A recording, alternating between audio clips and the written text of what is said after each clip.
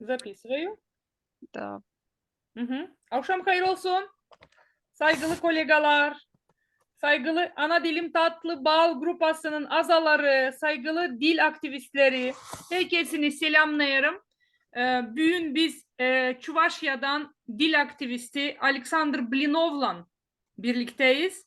Alexander bize anlatacak nasıl onlar korudular, ne yapıyorlar onlar Çuvaş dilini korumak için. Bizim için ne faydalı olacak? Biz onu bugün bakacağız. Артем, sözü veriyorum size. Артем, я вам даю слово. Вы уже предоставьте слово дальше. Teşekkür ederim. Her şey anladım. Ben biraz Türkçe biliyorum. Onun için her şey anladım. Çok güzel. Ну да, гагаузский язык и турецкий действительно похожи. Но Александр мой давний друг. Мы с ним вместе занимались чувашским языком и на фестивалях языков пересекались, языком эсперанто вместе занимались. Вот. Александр не только языковой активист, но еще и полиглот, еще и преподаватель, руководитель, коммерческий директор языковой школы в Чебоксарах. Ну и вообще, по-моему, очень интересный человек. Я думаю, вы сегодня сами в этом убедитесь. Спасибо за представление. Да. Так, теперь я так понимаю, что у меня есть демонстрация, да, экрана. Я могу поделиться. На самом деле я не знаю, конечно, какие у вас ожидания, потому что просто рассказывать о проектах, я скажу честно, может быть, это не так интересно, потому что проектов действительно всегда очень много, самых различных. Вот, и сейчас... Проектов очень много, самых различных. И для меня больше, наверное, стоит вопрос понять, как должен развиваться языковой активизм, почему мы должны это делать. И вот такие более философские вопросы. Если вы позволите, я немножко так чуть более глобально подойду к этому вопросу. Ну и потом, конечно, будет обязательно конкретика. То есть я расскажу о каких-то самых, наверное, крупных проектов, к которым я имею непосредственное отношение. Вот. И сейчас, может быть, я сделаю такую презентацию. Если вам покажется, что я куда-то в сторону ухожу, я могу чуть быстрее это все прокручивать, чтобы такой какой-то был диалог. Потому что для меня мне хочется, чтобы, ну, не просто перечисление каких-то было проектов, вот такой можно сделать. Мне хочется какое-то общее понимание, чтобы у вас было, потому что вы, наверное, примерно тем же самым занимаетесь. Вот, примерно так. С вашего позволения я сейчас тогда открываю, в общем-то, свою немножко необычную презентацию. Она сама для меня новая, я ее буквально вот в последний момент решил сотворить. Так. Я хочу говорить в целом о языковом активизме. Демонстрация. Вот, ну, я хочу действительно говорить в целом о языковом активизме. Мне очень нравится вот эта формула 1 плюс 1 равняется 11. Почему именно так? Ну, я думаю, что вы и сами догадываетесь, почему такая формула необычная, но она очень явно и хорошо иллюстрирует то, чем мы занимаемся, мне кажется. Почему? Потому что поодиночке нам очень трудно что-то сделать, и наш языковой активизм – это прежде всего наша такая внутренняя и внешняя самоорганизация, просто организация, при котором мы могли бы подключать и других людей, потому что поодиночке действительно мы не очень много можем сделать. А вот когда подключается много людей, это становится какой-то определенной, пусть будет волной или течением, то процессы обязательно позитивные, но в плане наших языков будут происходить. То есть, в общем-то, я написал немножко для интрижки несколько слов по-чувашски хороших, но это не принципиально, да, я думаю, латынь вы понимаете, квикуэрит рэпери, да, кто ищет, тот найдет. Вот, примерно у меня будет такой план, нет, идет, кому не идет, не знаю. Но мы сейчас видим языковой активизм, слайд первый. Да, это я вижу, я не знаю, почему у меня не листается дальше, я поэтому пытаюсь понять. Демонстрация следующего Попробуй слайда. перезапустить презентацию. Или, может быть, делай не на полный экран. Ну, хорошо, пусть будет так. Я попробовал это написать немножечко гагаузски. Я не знаю, насколько он меня правильно, в общем-то, выдал те ресурсы интернета, которые мне удалось найти, но мне показалось, что это должно быть где-то примерно так. Вот. И, то есть я сначала хочу поговорить, о чем мы будем говорить, да, потом кто, что, как, ну и соответственно, непосредственно о проектах Хавала, да, то есть вот. С чего я хочу начать? Мне кажется, очень важным, ну, такой момент, это для любого языкового активиста, не только для активиста, но также для преподавателей, ну, всех тех людей, которые занимаются в этой области, которые связаны с родными языками. Мне кажется, очень важно понимать, что такое социолингвистика. Это как и любая такая наука, как физика, как биология, как психология. У нее есть определенные законы. Да? То есть если мы будем соблюдать эти законы, мы придем к определенному результату. Если следовать этим законам будем. Если мы делать будем иначе, то у нас будет другой результат. Вот поэтому, мне кажется, прежде чем мы чем-то начинаем заниматься, то мы должны понимать, почему мы это делаем и к чему это может привести. И, соответственно, это нам поможет выставить определенные приоритеты. Вот, мне, наверное, посчастливилось оказаться в компании с моим товарищем, другом, коллегой Эктор Алласом и Фонтом. В принципе, и какие-то идеи, с которыми я здесь высказываю, наверное, я в долгом общении с ним, наверное, приобрел. И я считаю, что это очень здорово, потому что когда начинаешь понимать, почему это происходит, почему мы теряем языки, наверное, какие-то новые грани открываются, и вот об этом мне бы хотелось тоже говорить. Одно из... Ой, извините, я неправильно здесь опять листать же не так.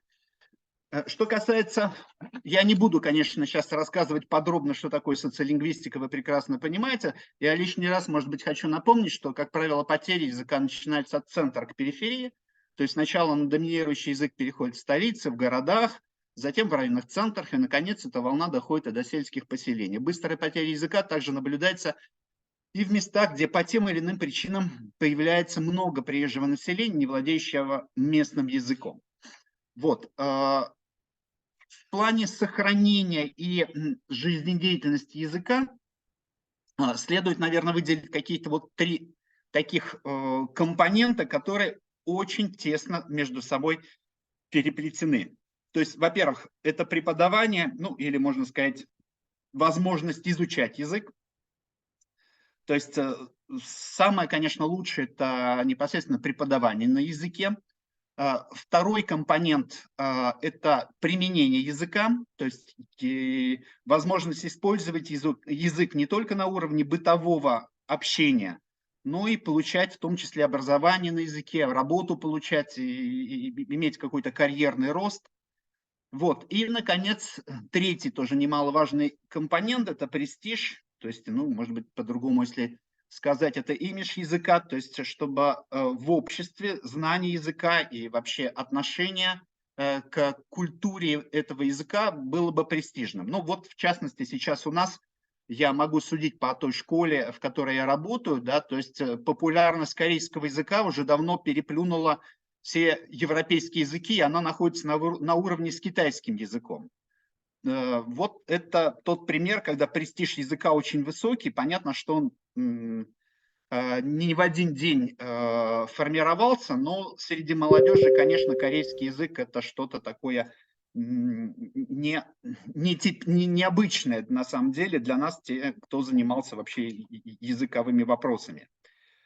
Вот, и что тут надо сказать, что то есть недостаточно просто преподавать язык, так как это было, ну, по крайней мере, до 2017 года в Чувашии, да, то есть и вообще на территории Российской Федерации у нас преподавание чувашского языка, татарского языка, ну, вообще в целом региональных языков было обязательным, у нас в нашем регионе в том числе, но это, конечно, не приносило таких ощутимых результатов. Хотя потихонечку, в общем-то, акцент или тренд, скажем так, смещался в плане того, что дети стали лучше относиться к чувашскому языку, нежели это было в 90-е годы, то есть срезы, в общем-то, есть такие.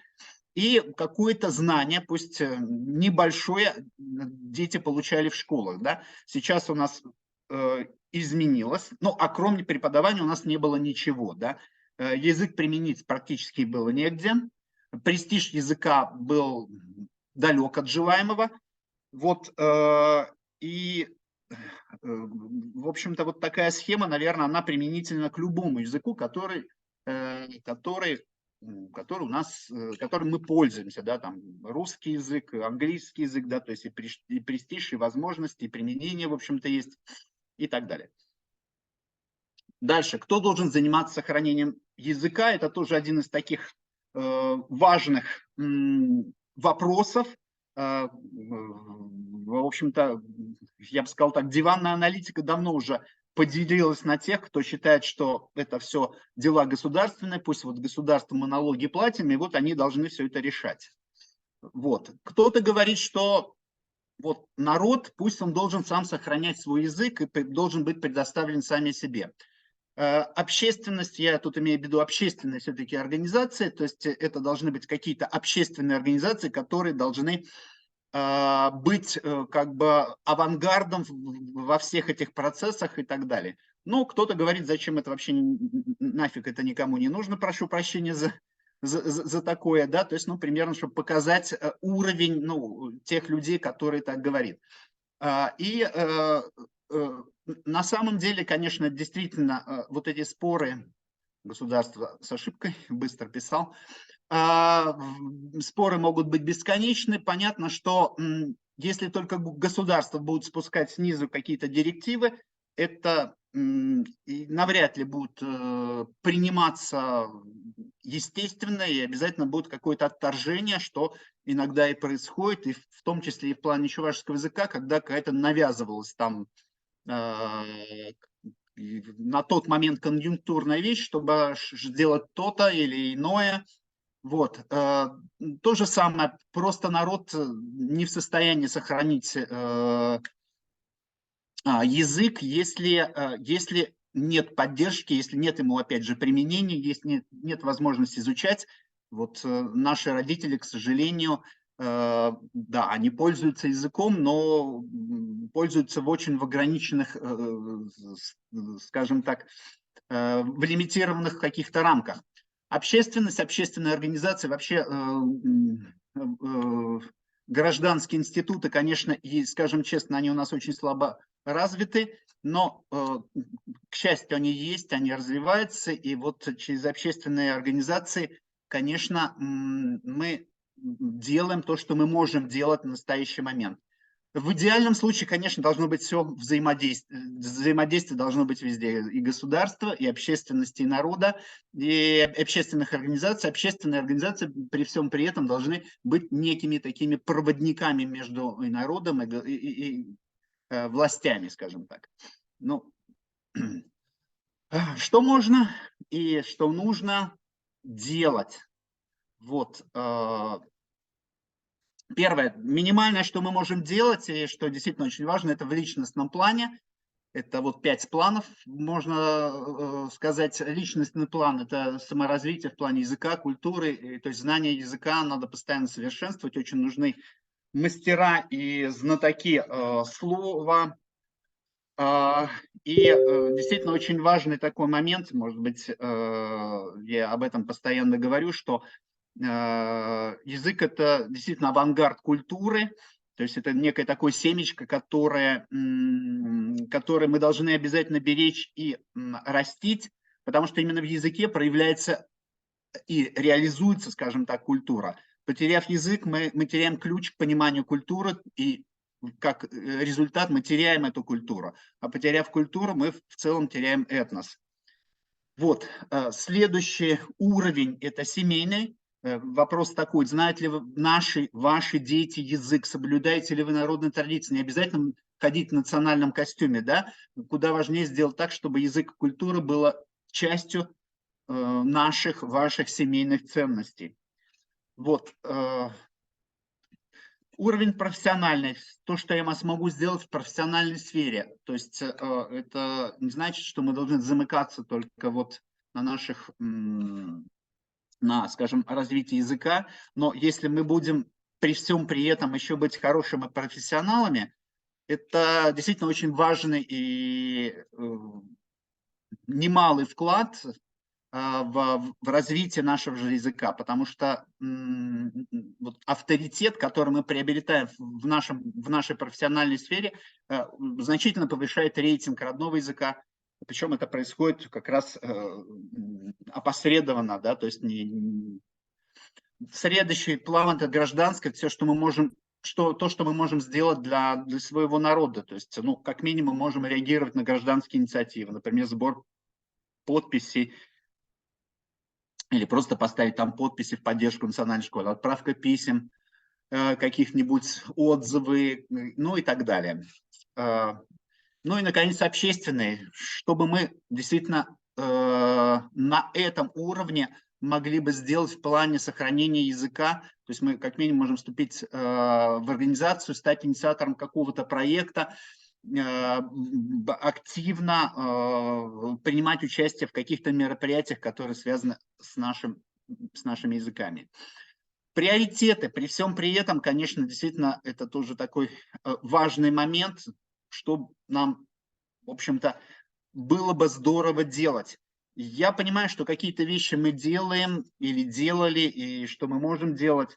Но в целом, когда вот мы с Артемом тоже на эту тему очень много говорили, то есть, в принципе, то есть расстановка приоритетов при скудности наших возможностей действительно очень важна, потому что проще заниматься только вот этим, остальным тоже как бы надо заниматься. Но вот в плане первого фактора, о которых я говорил, там изучение или преподавание, в плане это должны быть обязательно современные учебные пособия, не только для школ, в целом для изучения языка. То есть возможность изучать язык, сайты для изучения языка, курсы на самых различных уровнях, обучение, что очень важно, на языке, да, то есть недостаточно быть просто 1 час в неделю или 2 часа в неделю, то, что мы имеем сейчас в республике, да и то процентов на 60, которые покрывает общее обучение, то есть общее количество школьников, где-то 60% учат чувашский язык в среднем 1 час, 1-2 часа, да, то есть где-то 1,5 часа, наверное, в среднем получается. Терминологические сайты и прочее, прочее. Так, дальше это у меня... Угу. Ой, я перескочил, уже не вижу. А вот сюда. Дальше, в плане использования языка, конечно, очень важны двуязычные, трехязычные вывески. Региональные, конечно, желательно, чтобы всегда был выше. Первым. Двуязычный, трехязычный обслуживающий персонал в магазинах, в организациях по работе с клиентами и так далее. Естественно, вот что касается использования языка, это очень важно, чтобы в этом плане подключалось государство, да, то есть взаимодействие с государством. Если оно действительно заинтересовано в сохранении языка, оно, конечно, обязательно должна предпринимать такие меры, потому что далеко не всегда мы видим, что государство просто на словах говорит, что это очень важно, но не всегда так получается.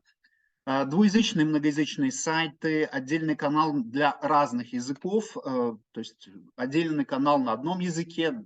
Не то, что сейчас, когда доминирующий язык, и, например, что касается нашего чувашского языка, слушаешь передачу на чувашском, раз перешла там реклама полностью на русском, потом пошла передача по-русски, то есть ты находишься в каком-то таком... ты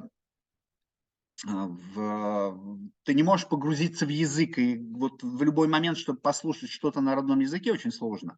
Проведение мероприятий, да, если, допустим, снимается, если на телевидении идет какое-то интервью, вполне несложно сделать такое, что человек говорит, например, на языке, и потом идут субтитры на перевод, да, то есть как вот мы переводим иногда с английского языка, с французского языка, с китайского языка, когда там уже субтитры идут, а мы слышим живую речь человека. Это тоже действительно очень важно. Проведение мероприятий, то есть синхронный или последовательный перевод, почему бы и нет, да, на национальных каналах или при выступлении как главы, например, если будут он говорить, это тоже повышает очень сильно, тут прежде всего рейтинг, наверное, да, то есть детские каналы нужны, создание научпопа, сериалы, корпус, стандартизация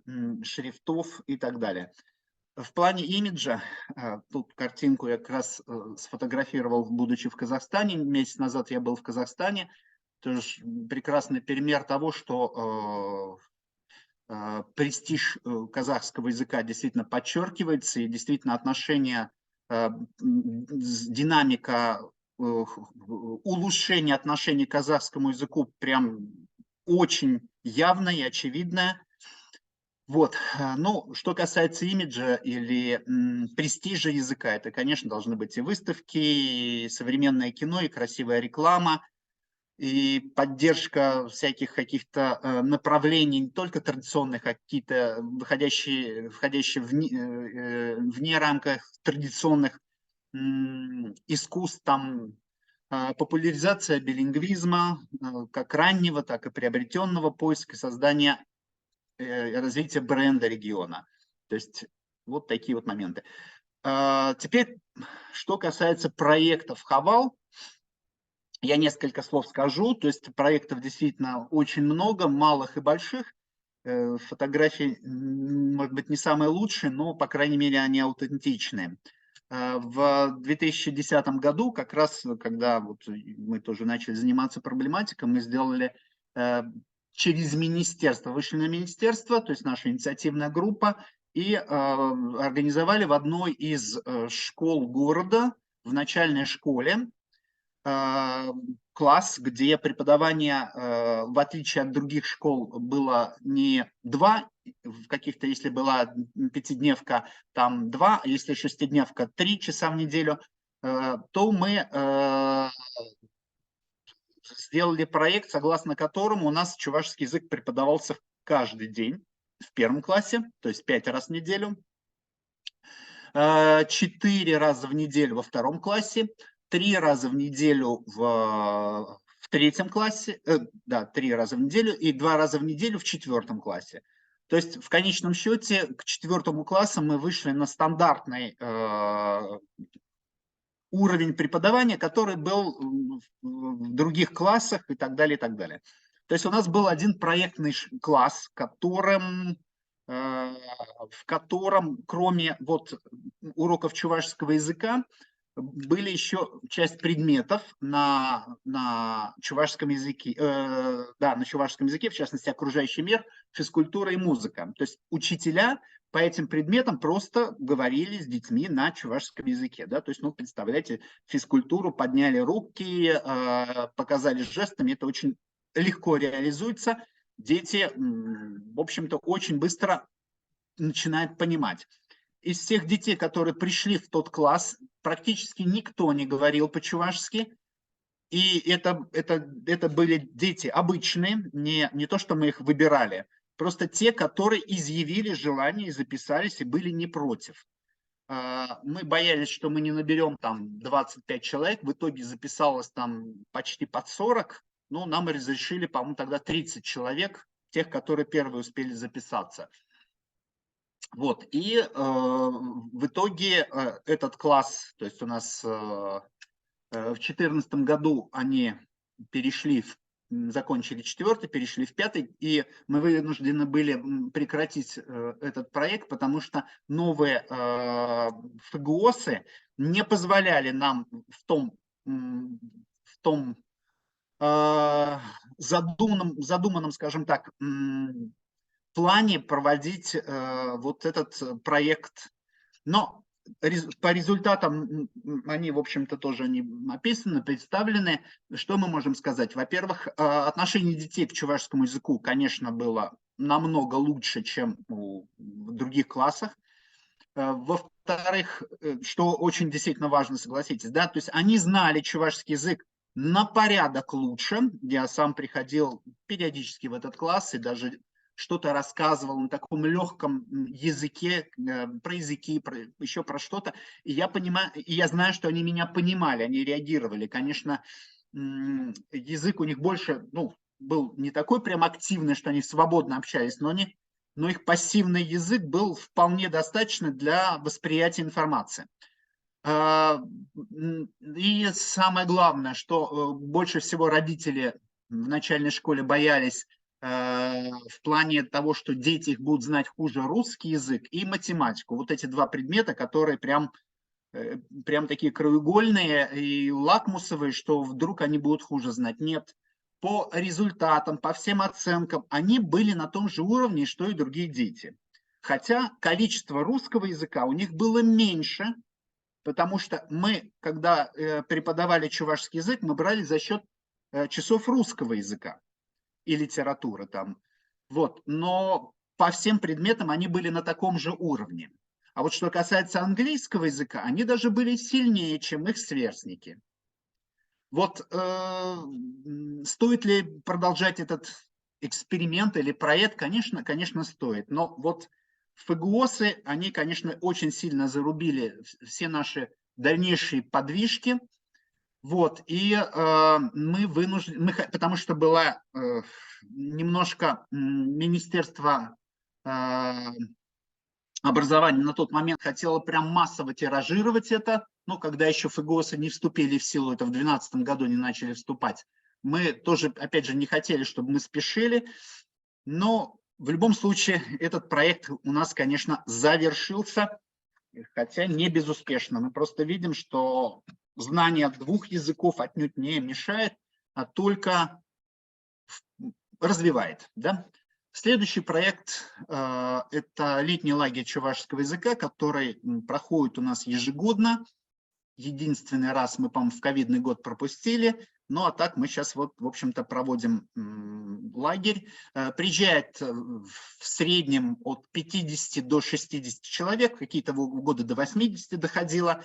Но вот прошлый год у нас было порядка 50, ну, если всех считать, там, ну, и больше чуть. Я говорю о постоянных таких участников. Вот. И что это такое? Это, по сути, сейчас мы его вообще-то переименовали даже в формат летнего университета, потому что, на самом деле, по своей сути это и есть летний университет, куда приезжают люди с детьми, молодежи много, особенно в последние годы, взрослые, которые хотели бы подучить, познакомиться, может быть, с чувашским языком, то есть на разных уровнях. Артем вот одну из групп таких тоже у нас там ведет традиционно, по крайней мере, вел, пока это была возможность. Вот. И, наконец, это не просто, ну, как бы изучение языка, да, то есть знакомство со деятелями культуры, такими интересными, да, то есть там очень много таких, и не только это семейный отдых, да, это также встречи языковых активистов, где мы обмениваемся опытом, проводим какие-то семинары, круглые столы и, скажем так, вдохновляемся друг другом. Вот примерно такой вот формат, он очень, ну, очень уютный, да, то есть, в принципе, и это был один из первых моих проектов, потому что я понимал, что вот я могу что-то в одиночном плане сделать, но если я начну таких людей, единомышленников, собирать вместе, и мы будем взаимодействовать, не просто так сегодня встретились, а поживем где-то в стороне от города, на природе, и будем общаться чуть более интенсивно, чем мы это делаем, то это, конечно же, очень полезно. На мой взгляд, да, то есть я могу так несколько ретроспективно посмотреть на все это. Я хочу сказать, что действительно это дает свои плоды. Конечно, я не говорю, что это массовое какое-то явление. Не всем это может быть интересно, но вот люди, прошедшую школу вот такого хавала, они, конечно, очень меняются. Ну, прям очень много примеров в плане отношения к своему языку. Бывали случайные люди, которые оставались. но в целом такое позитивное отношение, конечно, оно присутствует у подавляющего большинства, в общем-то, участников. Следующий, конечно, важный такой момент – учебные пособия по чувашскому языку. Это пособия, которые мы начали делать в 2017 году. Они такие красочные. Они сделаны на самом деле из принципа не то, что не по принципу советских учебников, а особенно национальные каких-то в национальных школах такие скучные были. Вот, мы постарались сделать, что в этих учебниках комиксы, очень много интересных рисунков, игры. То есть и для того, чтобы реализовать этот проект, я специально пошел еще дополнительно учиться, получил еще дополнительное образование и пошел работать в школу, где вот один класс я такой вот, ну, преподавал в одном классе, скажем так. Вот, и я видел, точнее, да, то есть как дети, на самом деле, беря в руки эти учебники, они просто улыбались, смеялись, им было интересно, потому что, ну, этот учебник не просто, ну, для меня это очень важно, на самом деле, это не просто мы учим их языку, мы их еще как бы через чувашский язык воспитываем, знакомим с другими культурами, учим каким-то реалиям, которые действительно к ним близки. Не какая-то Марья Ивановна, которая хорошая учительница, и у них горшок стоит на подоконнике. Таких тем у нас практически нет. Если стоит горшок, то, скорее всего, возможно, пробежала кошка, и он упал, этот горшок. Значит, что-то произошло. Ну и так далее, и так далее. В принципе, в интернете есть не последней версии учебников, потому что предварительно последней версии учебников нам издательство запрещает выкладывать в интернет. Ну, что-то в этом предварительные такие черновые версии, они есть в интернете, с ними можно познакомиться, они есть там озвучка. Что еще один важный момент, то есть родители могут услышать, как, ну, далеко не все родители знают, как произносить то или иные слова, то есть, а тут, пожалуйста, ты открываешь учебник, находишь соответствующую страницу, можешь прослушать полностью все, что там было, что там написано, ну, посидеть в словаре, ну и так далее, и так далее. То есть вот такой есть у нас еще проект. Сейчас издательство «Просвещение», мы переиздали их практически, там один класс полностью переписали, потому что, ну, там длинная история, мы должны были переписать. И сейчас практически во всех школах преподают, в начальной школе преподают по нашему учебнику. Ну, я как раз автор руководитель этой авторской группы.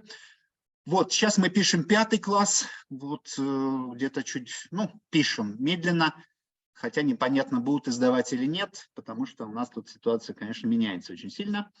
Следующий проект, это разовый, к сожалению, проект, который удалось реализовать, но мне, в общем-то, очень нравится вот эта идея о том, о чем я действительно очень давно мечтал. В 2019 году мы провели очень успешный форум чувашской молодежи.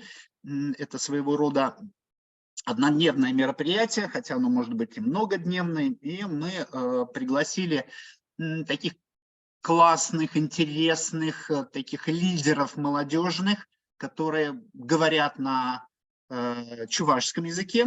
И многие из них, даже некоторые из них, не многие, конечно, не выступали, ничего не рассказывали на чувашском языке, потому что они привыкли выступать перед русскоязычной публикой. И вот мы провели какие-то как бы различные секции, где люди могли прийти и выбрать и пообщаться, послушать какого-то блогера, человек, который говорит на многих полиглот, да, как он учит языки. Там кто-то человек, девушка, у нас там спортивные достижения, она на чувашском языке рассказывала и делилась какими-то впечатлениями. Круглые столы, психотренинг проведен был по билингвизму, мы говорили. То есть, в общем-то, наверное, самым таким важным показателем всего этого было, все это было на чувашском языке, где это нужно были волонтеры. Ну, может быть, не везде все хорошо сработало, но эти волонтеры иногда есть такая практика, которая называется щушутаж, где-то последовательный перевод мы переводили для тех, кто не владел или владел плохо чувашским языком, потому что несколько десятков человек, которые пришли на форум, знание чувашского языка было не очень высокое. Но по отзывам они были безумно довольны, потому что окунуться в среду, причем молодежную языковую и интересную, да, это, в общем-то, далеко не часто такое происходит. Чаще всего такие вещи проходят на русском языке, а на чувашском языке, если там 2-3 слова скажут, там в виде приветствия или на плакате где-нибудь одно слово там будет написано, то это уже предел всего. Вот, мы попробовали провести, и был очень интересный, в общем-то, опыт в этом плане, что даже если, когда у нас там в некоторых местах, я говорил, последовательный перевод, да, человек говорил на чувашском языке, его последовательно переводили, да, то есть для людей это была какая-то новая практика и немножко необычная, но мы учились, что и такое возможно, то есть мы показывали пример, что такое возможно. Вот, ну и последнее, что я буквально скажу из того многообразия, чем мы занимаемся, это вот детский клуб, который мы тоже с 2018 года реализуем. Это, по сути, детский субботний клуб с развивающими играми, песнями, общением на чувашском языке.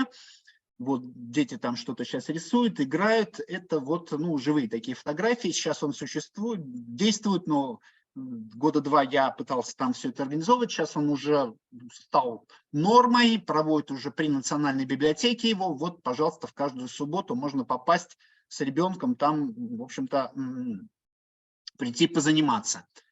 Вот, и что тоже действительно очень важно. Вот, я, наверное, быстро пробежался, я не знаю, круг ваших интересов, потому что по каждому из проектов, и могу еще говорить о других проектах, наверное, это не принципиально так важно. Может быть, у вас будут какие-то вопросы, которые я мог бы прокомментировать, или мы могли бы с вами переговорить. На самом деле, я опять же говорю, что в плане своих проектов я только в конце. Мне кажется, это очень важно, чтобы мы понимали, зачем, какие проекты для нас важны, куда мы должны стремиться. Вот, примерно так. Спрашивайте, если у вас есть вопросы. Спасибо большое. Вы Не за очень что. многое сделали и делаете. Многое мы можем применить и у себя. Например, детские лагеря, языковые лагеря, о которых я хочу сказать, что это у нас не детский лагерь, хотя детский лагерь давно в языковой школе мы организуем детские языковые лагеря. Там немножко другая практика, и у меня тоже большой опыт в организации детских лагерей. Вот я сейчас буквально через месяц еду руководителем очередного такого лагеря. У нас там иностранные языки мы практикуем. Вот. И когда я говорю о Хавале, это у нас немножко другая версия. Это не совсем детский лагерь, там это больше семейный и такой общий лагерь. И есть небольшие различия, да, то есть, об этом тоже можно говорить. Прошу прощения, что перебил, я просто хотел уточнить этот момент, он важен. Да, мы тоже думаем делать, планируем. Но откуда финансирование? Кто вам делает финансирование? Люди сами платят, никто. Вот понимаете, я забыл сказать. Платные. Да, это все платное мероприятие, то есть люди платят за свое образование, и тем оно ценно, да, то есть люди приезжают, они уже знают, куда они едут, и вот первый год было сложно организовывать, мы организовали в палатках, провели все это максимально подешевле, люди, может, далеко не все понимали, зачем это вообще нужно. Ну вот сейчас есть люди, то есть уже определенное число тех, которые знают, что такое лагерь Хавал. В последние годы он все больше и больше получает как бы такой людской молвы. То есть люди уже приезжают неожиданно, да, я где-то читал, вот я хочу очень, и так далее, и так далее. В принципе, и у нас больше опыта, и мы уже, уровень у нас по сравнению с первыми лагерями уже, конечно, на уровне выше стал. Вот. И самофинансирование, просто люди платят оргвзнос за вот Люди платят проживание отдельно, платят отдельно питание, там можно выбирать уровни проживания, можно без завтрака, без обеда или какие-нибудь такие вещи тоже, там это тоже обсуждается. И мы еще делаем языковой взнос. Это, например, человек приезжает и платит еще сверху, ну, у нас было 300, сейчас мы, наверное, в этом году уже сделаем 500 рублей. То есть эти деньги ему возвращаются в том случае, если он выполняет какое-то языковое задание. Там, например, выучит несколько стихов, выучит несколько песен, поговорки. Как это популярно среди подростков, это надо только представить. Они зарабатывают деньги, потому что ну, они прям заинтересованы, потому что они вроде... Родители за них заплатили, а потом они раз так и получили какую-то денежку, да, то есть, ну, ладно, это другая история. Ну, интересно. Давайте я немножко встряну, потому что есть несколько вещей, которые хочу сказать. Значит, самое первое, это по поводу, раз уж вы заговорили по поводу оплаты за участие, дело тут в чем, что детский лагерь, вот есть в Чувашии детский лагерь, это вот Айдар, в котором работал, да, это для детей говорящих, это в том числе дети из диаспоры приезжают и так далее. Но это, конечно, вещь, которую частично финансирует как бы республика и так далее. А здесь идея в том, что, ну, как бы вы приезжаете как в обычный лагерь, да, там, грубо говоря, как в пионер-лагере, вы должны, ну, заплатить это за путевку, да, но сейчас сложилась некоторым образом интересная ситуация, ну, в связи там с геополитическими явлениями. Люди, которые, допустим, там ездили в Турцию отдыхать или там еще куда-нибудь, они, во-первых, сейчас финансовое положение поменялось, да, и, во-вторых, как бы сложнее сейчас с выездом и так далее. Поэтому многие люди, которые раньше как бы крутили носом, да, типа вот мы там лучше поедем там куда-то там в Европу, там, туда, а сейчас выбора нет. И они уже где-то там посчитали денежки и подумают, а что бы нам поехать в этот в чувашский лагерь, например, да? Это вот, тем более, что мы сравнивали цены, и цена в чувашском лагере, вот, и просто если вы возьмете какой-нибудь там туристический пансионат, да, или как он называется, ну вот этот турбазу, то очень часто даже дешевле. Но вы еще при этом как бы не просто там лежите в шезлонге, да, а вы еще какую-то активность, там, учите язык и так далее. В этом смысле, мне кажется, это для многих людей тут выбор совершенно очевиден. И вторая вещь, которую я хотел сказать, тоже по мотивам презентации, но она общая, но мне кажется, важно вот эту фразу не потерять, я эту фразу тоже очень люблю, это мысли глобально, действуй локально. И мы, вот, в частности, с нашими коллегами очень часто спорим о том, что, ну вот, что такое языковой активизм, да? И вот там Вася Харитонов, многим из вас известный, он говорит, что вот эти все рассуждения, там, туда-сюда, короче, вот лучше ты возьми что-то конкретное, сделай, и вот это как бы будет ощутить, это верно. Но если у тебя нет общей стратегии, вот плана, как ты хочешь двигаться и куда ты хочешь прийти, тогда получается, что это, ну, как-то, это не полноценный активизм, это просто ты там, грубо говоря, снял видео, да, или там что-то сделал. Но очень хорошо, когда есть команда, когда есть общий план, и тогда вы уже можете смотреть, ага, нам нужно это, и вы можете уже между собой распределять задачи. На эту задачу мы можем того человека взять, а здесь, может быть, нам надо кого-то нанять, ему заплатить, но мы это можем как бы сделать из фонда какого-то взносов, да. То есть, ну и тогда у нас получается комплексная картина. Я не говорю, что там, знаете, как некоторые активисты любят там, значит, сидеть в чате там и мечтать, как они там изменят мир. Это не работает. Работают конкретные дела. Но конкретные дела все равно встраиваются в перспективу какого-то общего проекта там на год, на 5 лет. И тогда это, мне кажется, оптимальный вариант. Хорошо, тут еще вот комментарий был, кстати, по поводу регулярных от Марии Винклер, да. Кстати, по поводу регулярных языковых курсов, я все думаю, какая стратегия лучше? Курсы, финансируемые государственной организацией, как более доступны для людей, или платные? Это очень дисциплинирует. Знаете, у меня есть ответ на этот вопрос.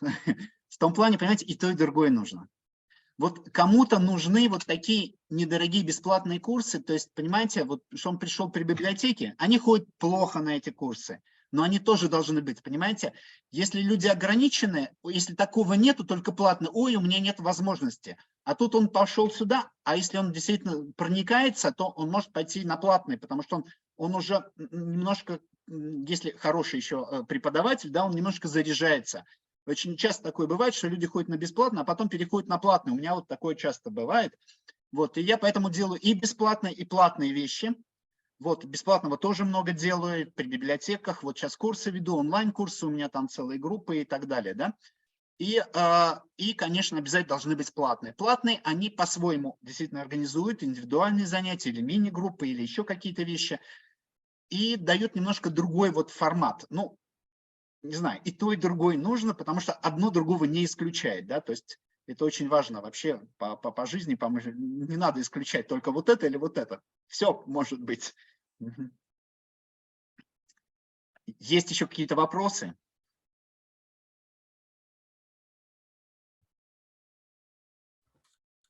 Субботние Да, школы. пожалуйста, Ника. Субботние Аника школы. подняла. А. Аника, потом я отвечу на ваш вопрос. Да, вот руку. Первый, кто с рукой. Да. Спасибо большое, очень приятно было вас слушать. И много новой информации мне, потому что я не так хорошо понимаю языковую ситуацию чувашского языка.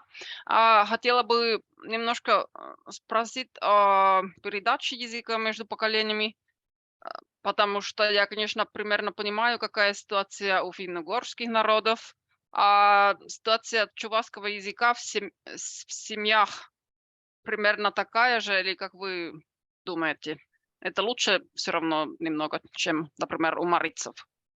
Понятно. Ну, смотрите, примерно ситуация, наверное, отчасти такая же, отчасти не такая же. Отчасти такая же в каком плане?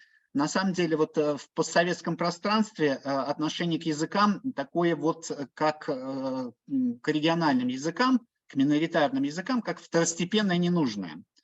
Вот. И вот это отношение, оно, конечно, присутствует у такой достаточно большой массы людей. Вот, в плане получше, это в том плане, что Чувашская республика, где в основном приезжают, чуваши проживают очень компактно, да, 68% населения Чувашской республики – это чуваши. То есть она одно из плотно населенных регионов, поэтому чувашскую речь слышать – это очень даже естественно. Если едешь в Йошкар-Олу, да, ты видишь, может быть, вывески где-нибудь, еще что-то, но я чувашскую речь, я часто бывал в Йошкар-Оле, но, по-моему, один раз всего услышал, когда там, ну, я уж не говорю, когда ты заходишь специально в специализированное учреждение, там, да, а вот когда ты идешь по улицам и слушаешь, я там один раз всего услышал марийскую речь, и я был счастлив, что я все-таки услышал там с 20-го раза. Ну, а вот в плане чувашского языка ты, конечно, если постоишь какое-то время, ты точно услышишь, чтобы люди между собой говорят. В плане передачи, ну, именно межпоколенческая передача языка, ну, опять же, она, конечно, оставляет желать лучшего, даже очень оставляет желать лучшего, потому что потеря языка очень сильно идет. Вот, в этом плане, ну, я понимаю, что, наверное, у татар чуть-чуть ситуация лучше, но в целом мы, наверное, я не скажу, что совсем не говорят на языке.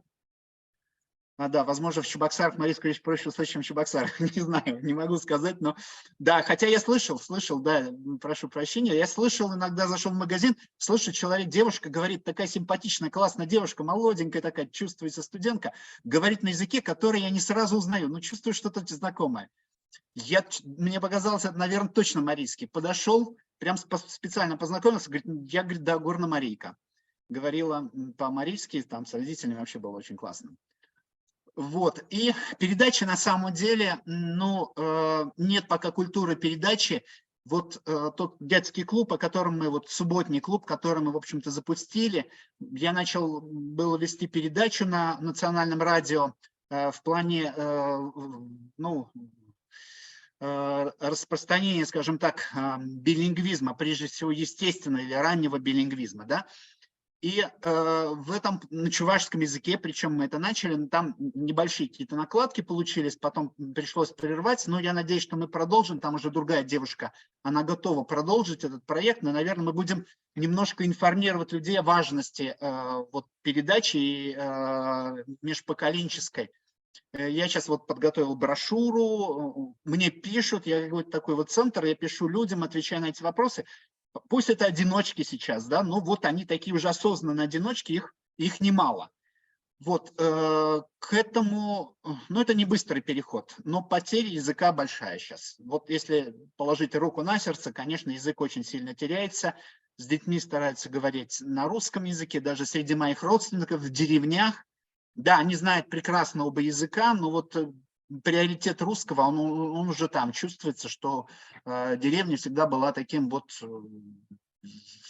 центральным местом, где речь чувашская звучала очень однозначно, и даже в тех районах, да, то есть в которых есть такие традиционные районы, там чувашский язык был всегда очень сильный на всех уровнях, да. Даже там вот сейчас с детьми начинают говорить по-русски, ну, телевидение, радио, интернет, много что по-русски, нет альтернативы на национальных языках, конечно, это делает свое дело. Вот. И обучение в школах на русском языке. И обучение в школах на русском языке. Да, нет национальной школы, был у нас один такой лицей, ну вот его неожиданно взяли и закрыли.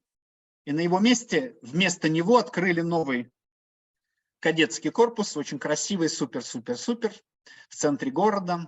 Но это уже кадетский корпус, там готовят военных.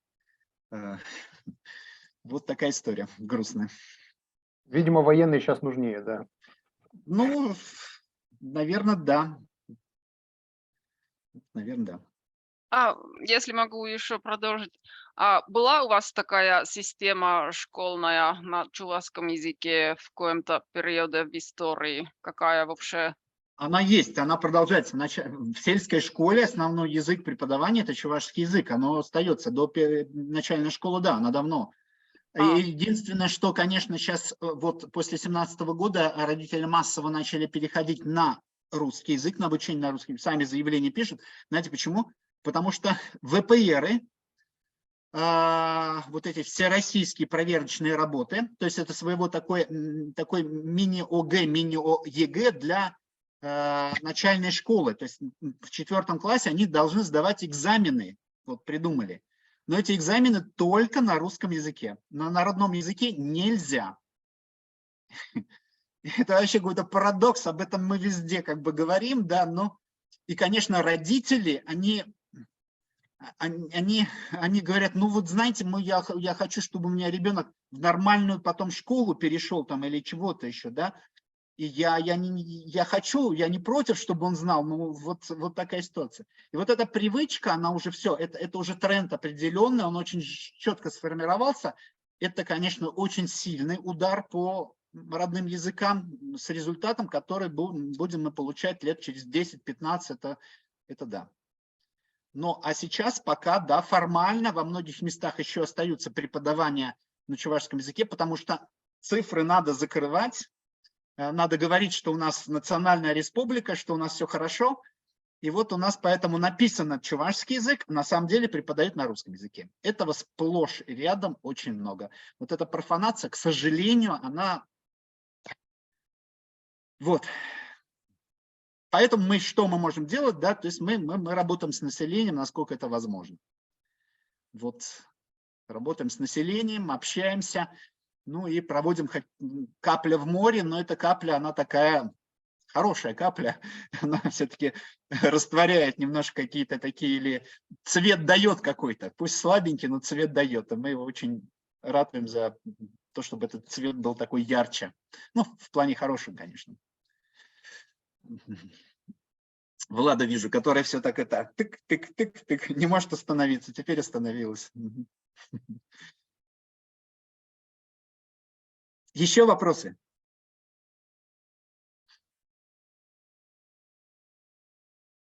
Так, я так, наверное, вас сильно заговорил, что... вот стилистика. Насколько удачно удается примирить носительных разных диалектов в рамках литературного языка. Вы знаете, ну, проблема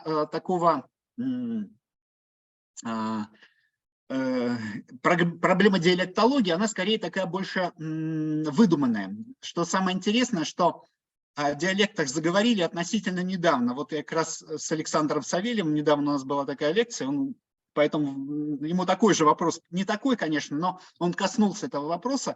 Где-то до 80-го года большинство людей не знало, на каком они диалекте они говорят. Они все соотносили себя с чувашами. А вот где-то уже после 80-го оказались, что мы, оказывается, не просто чуваши, мы такие вот северные чуваши, южные чуваши, там анатри, вериалы и так далее. То есть, ну, на самом деле язык очень хорошо взаимопонимается. Есть небольшие отличия, но в плане фонетическом, да, укающий внизу, щук, например, нет, да, йог. и окающий наверху.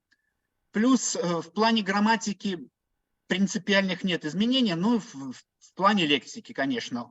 Но причем литературная норма, она в принципе достаточно такая демократическая, что в принципе мне нравится, хотя она, конечно, на фонетически южном диалекте основана, но в чувашском языке, я говорю, когда даже в плане преподавания я много преподаю, вот чувашский язык, и у меня всегда дилемма, какое слово сказать. Если в русском языке мы выбираем там красивый, как первичное, да, слово такое, как основное, то в чувашском языке есть и лемля, и хитря. Они примерно одинаково функционируют, я не знаю, что из них выбрать. И таких вот этих параллелей, понимаете, вот такой, у меня несколько десятков слов, я не знаю, что из них более частотно, и то, и другое, в общем-то, используется. Вот, ну, поэтому, то есть... Люди сразу знают несколько синонимов каких-то вещей, даже когда начинают изучать на начальном уровне язык. Вот, я не знаю. Вот. И поэтому я не вижу больших таких проблем. Конечно, есть, например, когда люди говорят, есть литературная норма, да, то есть она немножко отличается, и есть норма, которая характерна для тех или иных регионов. Есть, конечно, комплексы у некоторых людей. Я-то слышал, у меня родители всегда говорили по-чувашски, сначала проблема была в том, что когда я начал учить язык, но я не говорил на языке, я вот 13 лет назад уже, получается, 14-й год, я решил, что мне чувашский язык очень нужен в моей жизни, и я начал его активно учить, и я не мог общаться с людьми, потому что люди говорили, прекрати, ты плохо говоришь, с тобой невозможно разговаривать, говори по-русски, и все будет понятно. Это беда у многих моих учеников, которые тоже пытаются заговорить на языке, им говорят, прекрати и так далее. Сейчас со мной отказываются говорить многие, потому что говорят, ты слишком правильно, красиво разговариваешь, и мне неловко говорить, потому что мой язык неправильный по сравнению с твоим языком. Вот такая беда какая-то немножечко в этом плане. Ну а так в целом, конечно, литературная норма, она такая достаточно унифицирована, она уже очень хорошо, в общем-то, работает. Хотя, конечно же, у каждого свои есть особенности. Так, я хотел спросить, Влада пишет, как устроена эта система, когда пишут, что уроки на чувашском ведут на русском языке. Как это делается? Очень делается просто. Просто в системе все документы оформляются, что на чувашском языке, то есть вот директор подписывает, у нас образование, подают информацию в Министерство образования, все вот, а на уровне, на школьном уровне родители пришли, они говорят, нам нужен русский язык, потому что нам надо сдавать эти ВПРы и так далее, русский язык нужнее. И учитель, у него лежит учебник чувашского языка, например, ну там чего-то, и рядом они кладут еще учебник русского языка. И сразу видно, что учебник чувашского языка такой новенький, почти не открытый, а русского языка весь такой уже потрепанный, видать, не первой свежести, да, там и так далее. Или они покупают еще дополнительно и занимаются, да, из-под полы. Их очень сильно ругают, там в министерство приезжают проверки, когда приезжают проверки, они быстро кладут чувашский язык, вот, а потом, в общем-то, как только проверки уезжают, они кладут русский язык. Ну, вот примерно так устроено, может быть, я в деталях могу где-то там ошибаться, но вот, к сожалению, вот такая профанация никому не нужная. И, конечно же, у родителей и учеников, знаете, чувашский язык – это как бы то, от чего надо быстрее отказываться. Оно же усиливает вот это ощущение, что зачем это нам, в общем-то, все нужно. И вот какую-то в такую двойную игру вести. Так. Дальше, Мария, еще один вопрос. Вот к макшанам, когда ездил, они всегда называют свой язык мордовский. Конечно, с рязанским взаимопонятность очень большая, но сколько же проблем для мордовских языков это создает? Но это, конечно, актуально именно для разных языков, а не для диалектов. Ну да, я ничего не могу сказать насчет, я не специалист в плане там мордовских языков, я много-много читал, там сталкивался, да, но мне кажется, это как раз сами носители должны определиться. Я, конечно, сам лично, я не сторонник вот наделения на каких-то там диалекты. Я считаю, что каждый человек должен знать как минимум литературную норму. Если он еще знает свой диалект, это тоже классно. То есть вот я очень люблю, вот у нас есть такой, может быть, вы слышали, один из таких величайших трудов, да, 16-томный словарь Ашмарина, который, в принципе, и словарь, и энциклопедия и так далее. И там он собирает все диалекты, все, что можно, и это фиксируется. Это начало, можно сказать, 20 века. Это просто гениальный труд. И я очень счастлив, что есть такой, в общем-то, словарь, и потому что это, конечно, очень сильно обогащает вообще в целом язык. Вот, и диалекты надо знать, это, конечно же, обязательно. Я так считаю. Спасибо, да, что делать в отношении родителей, это очень сложный вопрос. У меня тоже нет однозначного ответа, потому что вот это, на мой взгляд, в какой-то мере лицемерие, все это понимают, все это знают, да, что происходит с начальной школой, но языковой вопрос отчасти вопрос политический, и никто не хочет лишний раз как бы вступать в какие-то, ну, конфронтацию с властями, да, то есть Министерство образования делает вид, что так оно и есть, а, соответственно, на более высоких уровнях там они вот, в общем-то, подают информацию и в Москву, что да, вот у нас такое-то процентное соотношение людей, которые вот учатся на чувашском языке, да, ну и так далее. Вот. Есть еще какие-то вопросы? У меня на самом деле много вопросов. Вот. Как всегда. Ну, ты же все знаешь, что я буду рассказывать, ты все знаешь. Не, ну как бы, смотри, мы тут встречаемся, так сказать, поговорить не только о чувашском активизме, но и об активизме в общем, как, собственно, с чего ты начал, да, и, так сказать, с некоторым прицелом в то, что происходит сейчас с гагаузским языком. И вот я хотел узнать, например, ты упоминал вот этот терминологический словарь потенциальный. Дело в том, что, собственно, проблема терминологии, мне кажется, она для всех миноритарных языков очень острая. И в этом смысле я помню, что вот на сайте Плотникова было какой-то вот, значит, вариант, что там какие-то люди присоединяются, предлагают свои варианты. Да. Вот об этом расскажи, пожалуйста. Да, это у нас совместный проект с Николаем Плотниковым был, да, то есть, в принципе, потому что, то есть, необходимость в новых терминах, она, конечно, стоит всегда остро.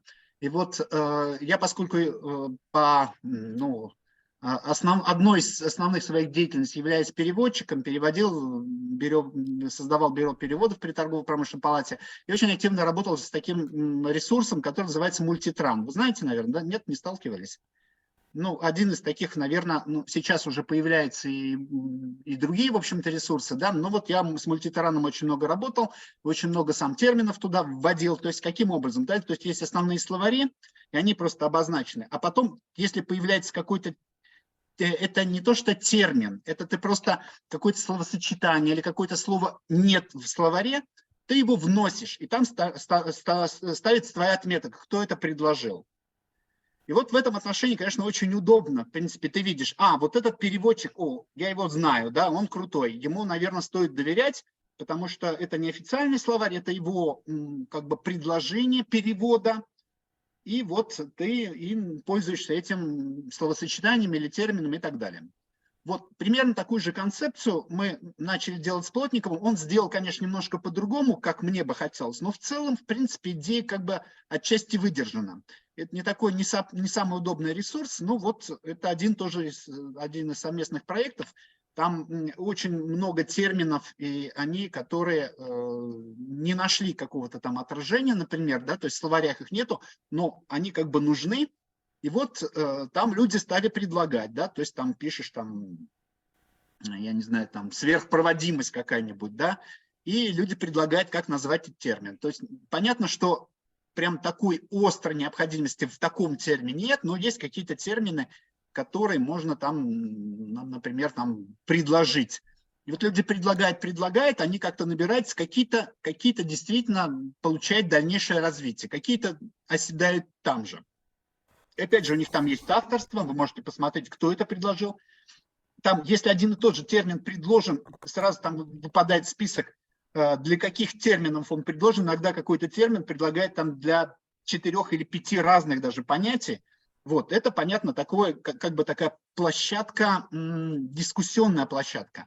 Но она сама по себе хороша, потому что люди, часть людей очень, ну, очень ищут какие-то вот слова, которые подобрать, чтобы более точно выразить те или иные идеи, которые, в общем-то, есть.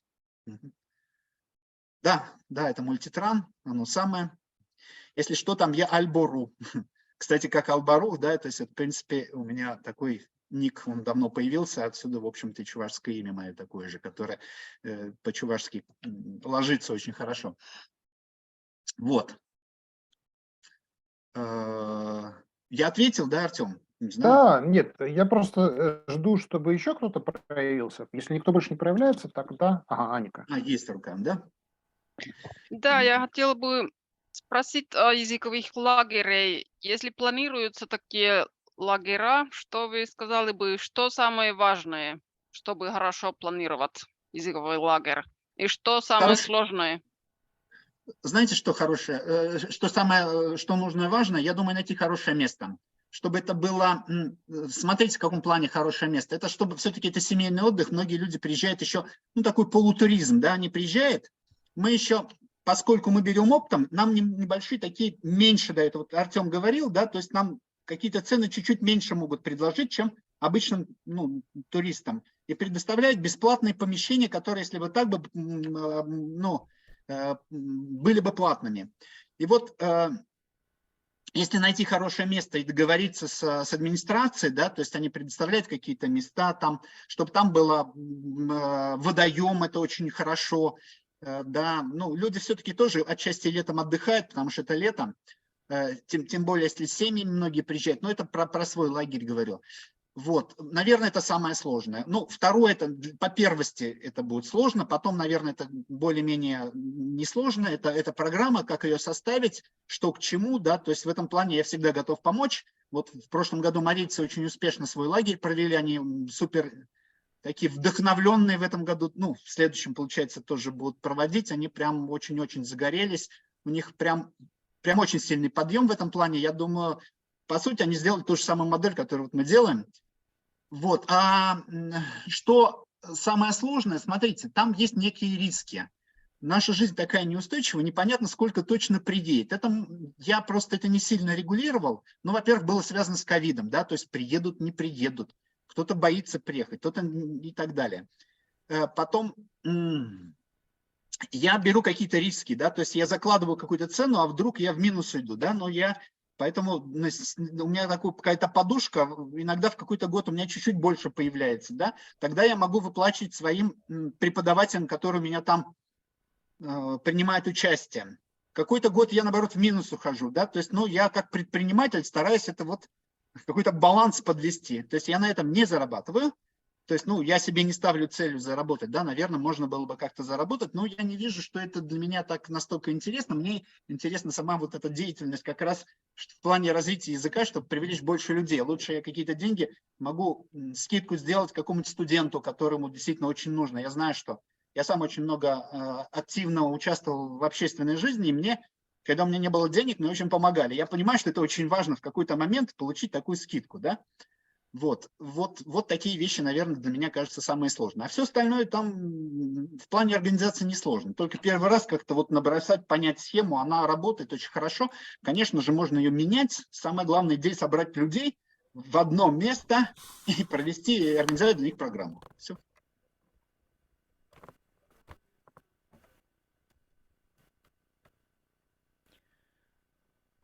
Я хочу спросить о субботних школах. Это тоже платные, получается, курсы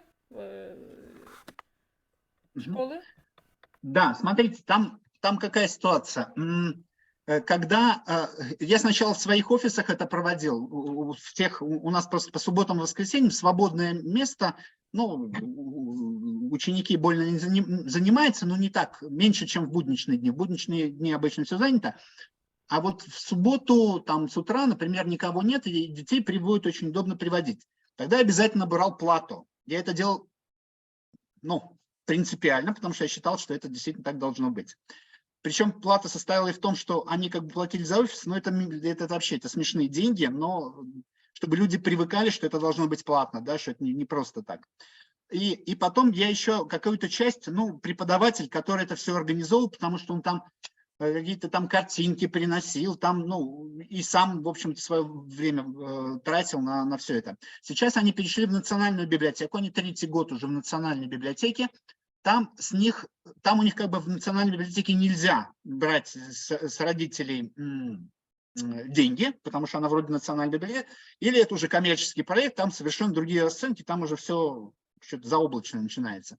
Поэтому они как бы, прошу прощения, они как бы преподавателю там немножечко раз так и собирают деньги, там типа по 100 рублей, что ли, или по 50, я не помню сейчас, может быть, по 100 рублей, что он, чтобы приходил, ну, как-то немножко оплачивался его труд преподавателя. Вот и все. Ну, всегда можно найти компромиссы, то есть, хотя, конечно, идеально было бы сделать такую школу, начальную школу, потому что моя жена, у нее большой опыт в плане, она долго работала и работает до сих пор в школе по подготовке, ну, вот со 2 класса, она называется, скажем, она называется школа детского развития, вот как-то так, да, и там они постоянно вот с такими детьми работают, но только на русском языке. Если сделать что-то такое на национальном языке, было бы, конечно, круто. Да, там у них все платно, все коммерческое.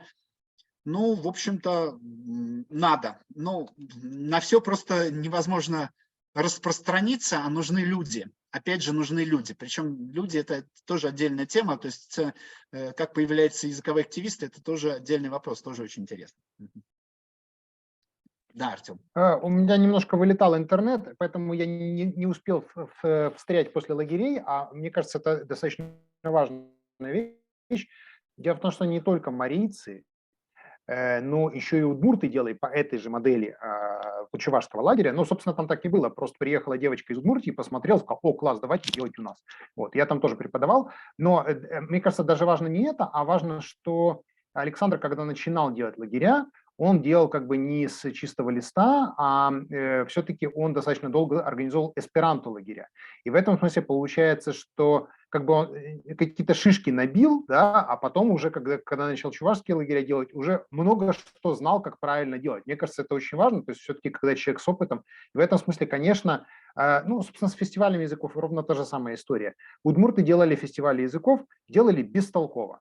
Я потом уже приехал, один раз мы сделали как надо, и после этого они уже начали делать как надо. Потому что, как бы вот, когда мы слышим, вот человек рассказывает про лагерь, у нас какая-то картинка в голове, да, но мы, в итоге, короче, каждый что-то свое услышал, свое представил, и это будет не совсем то, и, скорее всего, какие-то будут грабли. Поэтому, конечно, если есть возможность, очень хорошо бы приехать в какой-нибудь языковой лагерь, просто посмотреть. Можно сделать будет по-другому, но просто посмотреть изнутри, это было бы достаточно полезно. И еще один момент. Чувашские лагеря, они традиционно летние, просто вот Александр сделал на этом акцент, а удмуртские лагеря, значит, были 4 летних и 2 зимних. И я должен сказать, что, ну, так как я был в зимних тоже и тоже преподавал, что в зимних есть свои плюсы. То, что в летние приезжает народ как туристы, да, и мы тоже так иногда как бы так, ну, как сказать, даже ну, между собой так перешучиваемся, да, ну вот эти явно не язык учить приехали, да, их не очень интересует. Вот они приехали, там на пляже сидят с утра до ночи, да, ну просто потому что цена хорошая. И, ну, такие люди, вот, ну, они как бы, понятно, что они, может, тоже какую-то денежку заплатят и так далее, но с точки зрения, конечно, языкового активизма, это не совсем наша клиентура. А зимний лагерь, вот он принципиально другой, потому что, во-первых, короткий световой день, да, и нет пляжа. Ну, то есть, конечно, вот мы там с утра встали, зарядку делали, потом мы там пошли покатались там на тюбингах, там на лыжах, на санках, там еще на чем-нибудь, потому что там в Удмуртии вообще короткий день, там это Северная Республика. То есть там получается часа 4 нормальное солнце, вот мы там пошли погуляли, еще что-то. А потом стемнело, и мы как бы уже деваться некуда, мы учимся. И в плане именно, так сказать, интеллектуальном зимние лагеря, они, может быть, даже в чем-то более эффективны, чем летние. Спасибо. Спасибо за комментарий.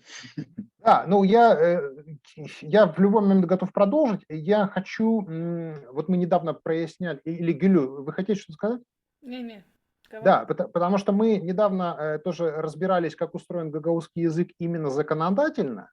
где его использование предусмотрено, значит, там как бы там депутаты, где используют, как квотируются в СМИ, значит, с телевидением там и так далее, и так далее, и так далее. Там какие доплаты идут учителям. Вот, что касается использования чувашского языка в публичной сфере. Ну, ты, естественно, сказал, что там в магазинах можно услышать, это понятно, что чувашей много, это все понятно. Но именно что касается законодательного регулирования, что прописано в законах и как это на деле работает? Ну, смотрите, ну, ситуация такая, что, в принципе, да, есть закон о чувашском языке, хотя там, конечно, много чего не прописано, есть просто закон, да, вот, что чувашский язык должен использоваться, там, преподаваться и так далее, и так далее. Проблема в том, что, ну, во-первых, сама Конституция у нас периодически меняется, там раз в 4 ее меняли, какие-то закорючки. Наша же, ну, я не имею в виду российская, ну, причем там втихаря, да, никто об этом не знает, раз там депутаты раз поменяли, оказывается, раз одно появилось, там пропало, раз другое появилось. И вот это вообще, конечно, несерьезно, но вот такое. И что касается закона, да, то есть, в общем-то, он есть, но он предусматривает два государственных языка, чувашский и русский, хотя он нигде не прописывает, где, как это должно быть реализовано, например, там, в плане каких-то недостаточно детализирован, да, то есть, в принципе, что там именно, как и должно быть. Самые какие-то базовые вещи там обозначены, ну и вот, и, в общем-то, все. Что касается, и тем более нет каких-то там, например, там штрафов, например, да, то есть вот если там, ну, как правило, муниципальные и государственные организации, причем, опять же, не все, у них там, они должны прописывать на двух языках там свои вывески и так далее. Но такого опять далеко не всегда происходит, и они, конечно, не подвергаются никаким штрафам, никаких наказаний нет. Там, ну, просто так не надо делать, и все, да. Вот. И в плане законодательной, ну, что еще тут можно сказать? Я, может, не специалист, я не юрист, чтобы говорить, что вот там такая-то буква, а тут надо было бы так, а никто это не соблюдает. Да, я поэтому не могу очень много как-то распространенно на эту тему говорить. Я знаю, что, ну, в общем-то, закон есть, мы как бы на него часто ссылаемся, но то, что он работает, мне кажется, на это особо никто не обращает внимания. То есть формально есть, а фактически, наверное, далеко не всегда так.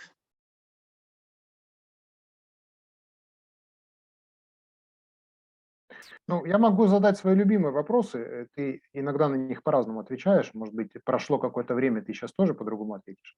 Значит, первый вопрос. Вот ситуация в целом понятна, да? Ну вот представим, что ты стал президентом Чувашии, и вот у тебя есть все политические рычаги, там, ты можешь там, принимать законы, которые будут работать в идеале, да? Ты можешь, там, грубо говоря, увольнять чиновников, нанимать новых, ты можешь реформировать систему образования, там, ну, что угодно можешь, да? Какие первые там 5 шагов?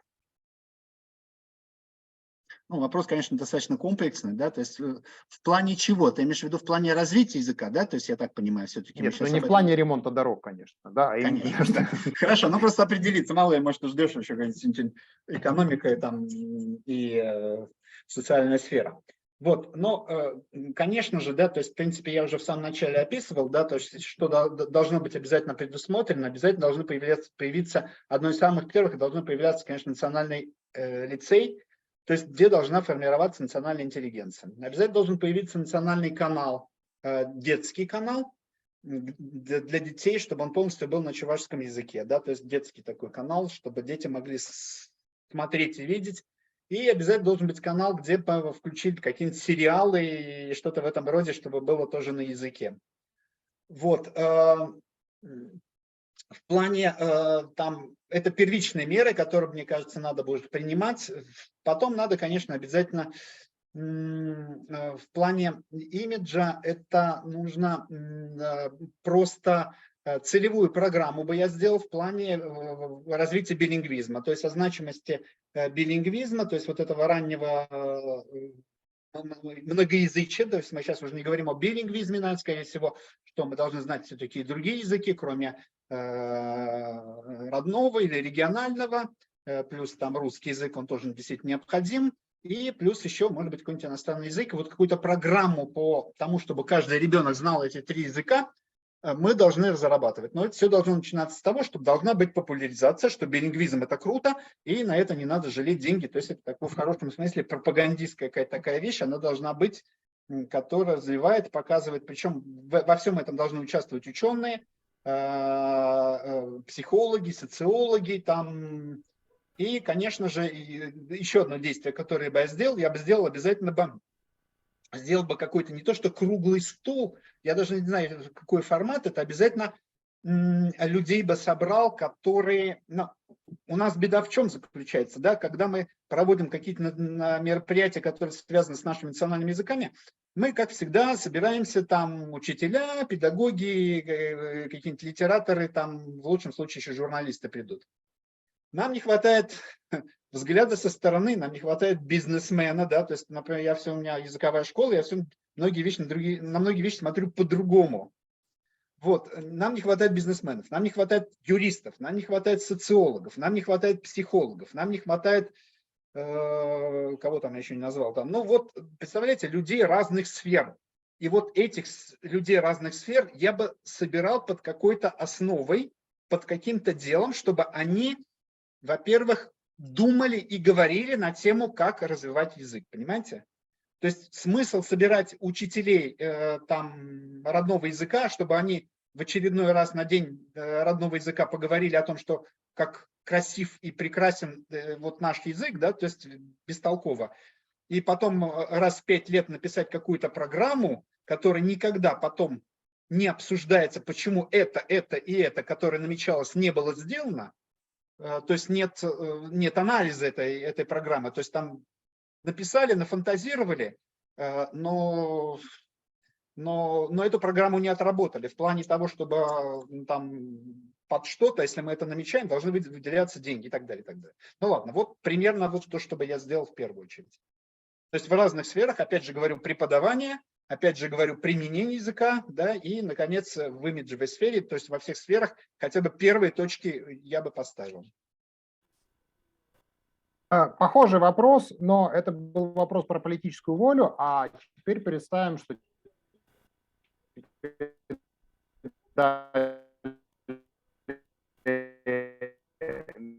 миллион. Алло, Артем, Я не расслышал тебя, Артем. ты пропал, Артем. Это просто предыдущий вопрос был про политическую волю, да, это вот если рычаги. А теперь представим, что политической воли нет, ты не президент Чувашии, ну просто тебе дали $1 миллион.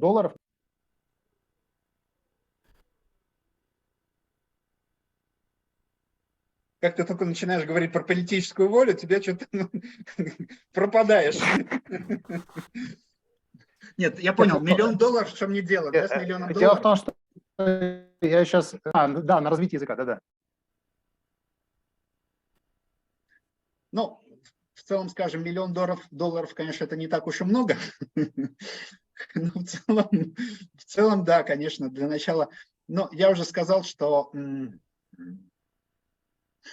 оптимально, чтобы я сделал, я бы, конечно, все-таки я бы начинал с лицея и с этой детской программы для детей. То есть нужны люди, которые, заряжаясь с детства какими-то идеями, да, то есть пороговый возраст, у меня второе образование это психологическое, да, то есть пороговый возраст 14 лет. К 14 годам мы формируем наше мировоззрение, по сути, да, то есть если вот наши интересы сформировались к этому периоду, то потом они в целом иногда бывает смещается, но большая часть вот тех идей, которые мы набрали к 14 годам, она у нас в течение жизни, мы как бы жизненный план себе выстраиваем. И дети примерно с 10 до 14 лет, это очень, конечно, такой важный момент в плане формирования позиции, гражданской позиции в том числе. Их вот как раз гражданскому обществу нужно обучать именно в этот период. А какова обстановка с детскими садами? Русскоязычные везде, да, то есть мы, конечно, мечтаем, чтобы появились вот двуязычные. все можно делать, но должны быть люди, которые могли бы подойти к этому осознанно и могли бы этой проблематикой заняться. Пока таких людей не очень много. Нехватка кадров, она, конечно, очень, очень чувствуется. На уровне министерства люди тоже там понимают, но в принципе, я не скажу, что они сказали ни в коем случае. Они не совсем знают, как это делать. А чтобы захотеть узнать, нужно, чтобы кто-то бы этим занялся. На их уровне тоже некому заниматься, потому что там всегда очень много всего спускается сверху, это надо очень быстро делать и не до проектов. Да? Там надо отпраздновать одно, отпраздновать другое, отпраздновать третье и нарисовать цифры одни, другие, третьи и так далее. Ну, я не всегда в плохом смысле говорю, там, в принципе, люди действительно, я вижу, что они не вредничают, они просто действительно физически там загружены. Бывает.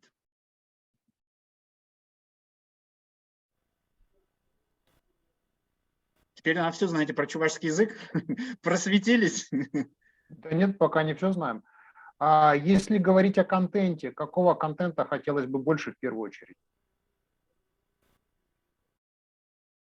Ну, смотрите, того контента, который может оказать, ну, на большее количество людей может повлиять, да, то есть это, я опять же говорю, сериалы бы я в первую очередь сделал какие-нибудь. И то, что можно на детей, какой-то вот, то, что может повлиять на формирование вот этого детей, дошкольного возраста и среднешкольного возраста прежде всего, ну, младшего, среднего школьного возраста. Сейчас, в первую очередь, контент нужен для них, рассчитан на их языке созданный. Ну, здесь я немножко тогда поверну дискуссию, поскольку все-таки мы не только про чувашский язык говорим. Гюлю, вот, например, все-таки там Турция рядом, да, если, например, предложить им проект снять гагаузский сериал. Вот, мне кажется, что сериал снимать это не очень дорого, ну, я так думаю. В каком-то смысле, может быть, это даже проще, чем снять хороший художественный фильм. Микрофон. Микрофон, Артем. Да, ну, я, собственно, закончил, может быть, меня не было слышно, но вот понятно, что Гагаузия, наверное, на свои деньги не смогла бы снять какой-нибудь сериал, но если при поддержке Турции, это, в принципе, реальный проект или нет, как вам кажется? Смотри, какие затраты будут. Я помню, когда у нас снимался первый фильм, было очень сложно, и собирались миру по нитке. И вот второй фильм начали снимать и приостановили, потому что не собрались деньги. Это тот же Патраман снимал второй фильм. И этот проект остановился из-за нехватки денег. И Гагаузия не помогла. И вот он обиделся, уехал, по-моему, в Москве или где он, не знаю сейчас. Наш режиссер. Не знаю. Смотря какие затраты пойдут на это. А если что, можно как-то начать попробовать сделать первые шаги. У нас как-никак есть фонд спасения гагаузского языка. Ну, у меня просто такая мысль, что мне просто кажется, сейчас настолько много, вот я даже смотрю, Александр не сказал, но в Чувашии есть блогеры, и вот девочка, видеоблогер, которая в Казани живет, она снимает, и мне кажется, как бы просто, чтобы снимать какие-то простые вещи на телефон, точно не нужно много денег. Может, в смысле, мне кажется, что сейчас там купить, грубо говоря, какую-нибудь камеру, да, и просто это делать, ну, пускай это будет не супер профессионально, но если это будет хотя бы более-менее качественно, то, мне кажется, это не так уж сложно. Но это может быть хороший продукт, например, с субтитрами, с русскими субтитрами, да, но на языке. Это может быть как какую-то современную, если там дизайнер, например, будет участвовать, то, в принципе, это можно сделать, мне кажется, качественно, и это не будет супер дорого, мне так кажется. Да, можно попробовать, можно обсудить, вернее, этот вопрос и посмотреть, какова тематика. И можно попробовать, по крайней мере. Ну, вот Албарух, а ты что думаешь? Ну, смотрите, тут, понимаете, мы когда поднимаем вопрос языкового активизма, это, понимаете, это в человеке должно что-то гореть. потому что это в основном здесь участвуют волонтеры, и если идет, понятно, что речь о каких-то государственных структурах, где они получают там деньги, это их работа, да, там они организовали семинар, научили там блогеров, собрали и так далее, провели с ними какую-то там чего-то, и дали какой-то план, и вдруг у кого-то загорелось, осталось, и он стал видеоблогером, то есть загорелся. А так, чтобы вот давай ты станешь видеоблогером, у людей, у человека должен к этому сам дойти, созреть. Его не уговоришь, но это редко такое получается. Вот я давно занимаюсь проблематикой общественности, ну, воспитать такого активиста, для меня это вообще нереально, по-моему. Люди сами они появляются. Они вот почувствовал какой-то вот, и это мое, мне это надо, и он чувствует. И самое главное, в какой-то нужный момент ему нужна поддержка. Вот это мы должны делать в обязательном порядке. Поддержать, да, ты классно. Ну, понятно, что и там от человека зависит, когда он написал какое-нибудь такое, ну, примитивное, ну, прям на языке, это мы все радуемся, да, если он через 5 лет то же самое делает, конечно, тут уже надо грустить, да, то есть он должен тоже расти, как в профессионализме, а профессионализм, помните, я говорил, да, это тоже очень важно, да, мы должны всегда чуть-чуть выше, и вот этот подъем, он должен чувствоваться, и он сам это должен чувствовать, если он там, беда заключается с национальными активистами в том, что они, когда вот получили первую вот эту, да, их всех полюбили, и они уже вот все, они дальше не могут развиваться, они хотят дальше получать, и они становятся уже неинтересны как личности, да, то есть они, в принципе, вот ограничиваются. И опять же требуют очень много всего внимания. Вот что-то очень большое такое кто-то написал. Вот это мое мнение, поэтому я даже не знаю. Я единственное, что могу всегда предложить, опять же, если, я не знаю, какая там будет ситуация, но если есть возможность приехать к нам на Хавал, я не знаю, конечно, но, по крайней мере, пообщаться с людьми в каких-то кулуарах, это одно из самых важных, да, таких вот неформальное общение, оно очень действительно важно. То есть не на полдня, там, не на один день, а вот пожить вместе с нами, да, то есть я готов вот для таких лидеров, кому это интересно, да, чтобы предоставить, ну, максимальные скидки, чтобы человек, ну, тем более еще на дорогу, я найду, ну, как-то что-то, ну, там надо договариваться, вот, и поживет, посмотрит, где-то может чем-то вдохновить, что-то увидит, какие-то вещи он почувствует, потому что люди увлеченные, они заряжают других людей. И вот создание среды, где люди, увлеченные друг друга, заряжают, это одно из самых минимальных, что мы должны делать как языковые активисты. Так, тут вопрос еще был. Мне тут вспомнить, что есть один сериал для изучения немецкого. Его смысл в том, что в первом сезоне персонажи говорят на минимальном уровне, чем дальше, тем больше. Да, это вообще классные вещи, учебный фильм. У меня была попытка, да, то есть создать, я с национальным телевидением 3 года там делал различные проекты.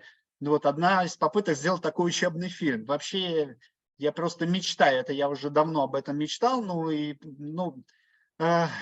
финансы, конечно. Нужны финансы, потому что там у нас ситуация получалась такая, что вы можете найти в интернете, да, там этот фильм «Учим чувашский», там какой-то 7, по-моему, у нас серий там есть. Вот, в интернете, да, я написал сначала книжечку, типа мне казалось, что если сейчас ее так немножко отсценировать, да, то сделать, то получится такой хороший учебник. Ну, я сам, конечно, у меня тоже были ошибки, но самая большая проблема, что мне предоставили оператора, и все.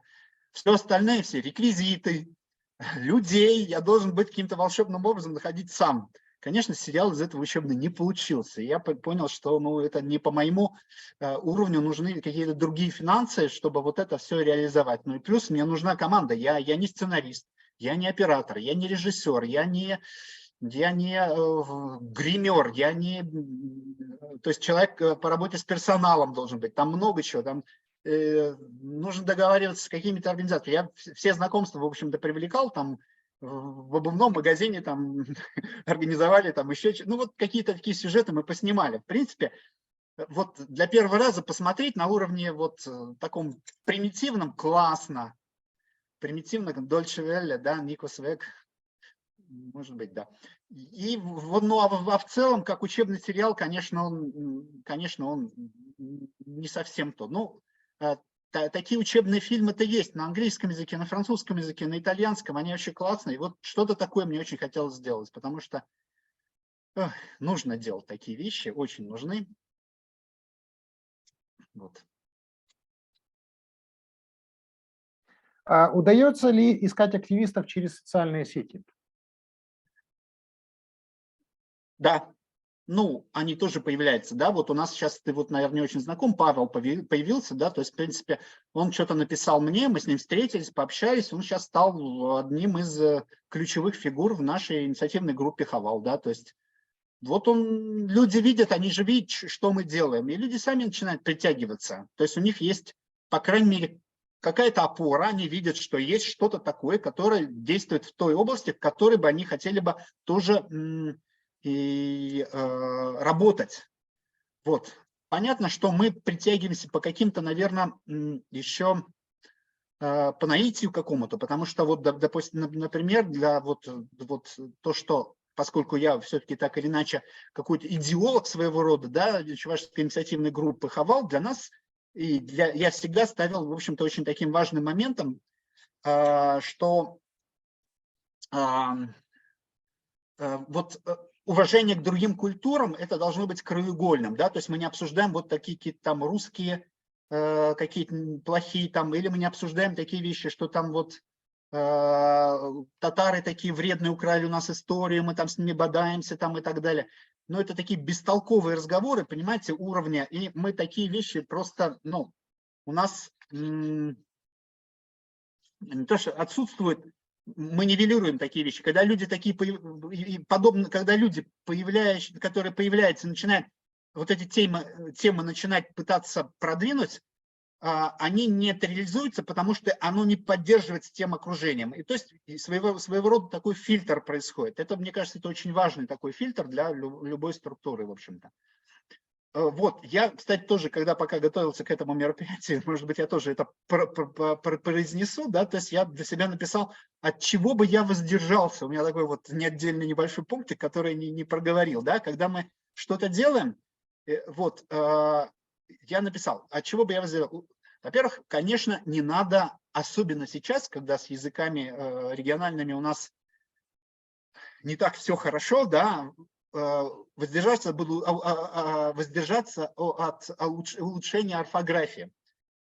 У нас просто в Чебоксарах такая проблема, что у нас есть старая орфография, и она была до 90-х годов, потом сделали новую орфографию, и потом где-то в начале 10-х годов у нас скрестнулись вот эти сторонники старой орфографии, новой орфографии, и я не знаю, там у нас интернет, газеты только об этом писали, какие-нибудь встречи, десятки встреч. Активность просто повылезали все, кто вообще всю жизнь молчал, у каждого есть свое мнение, какой должен быть, ну вот какой должен быть, какая должна быть орфография. Ну, вы знаете, орфография – это как мы договоримся с вами писать. Ну, будет оно раздельно писаться или вместе писаться. Ну, давайте договоримся, да, и все.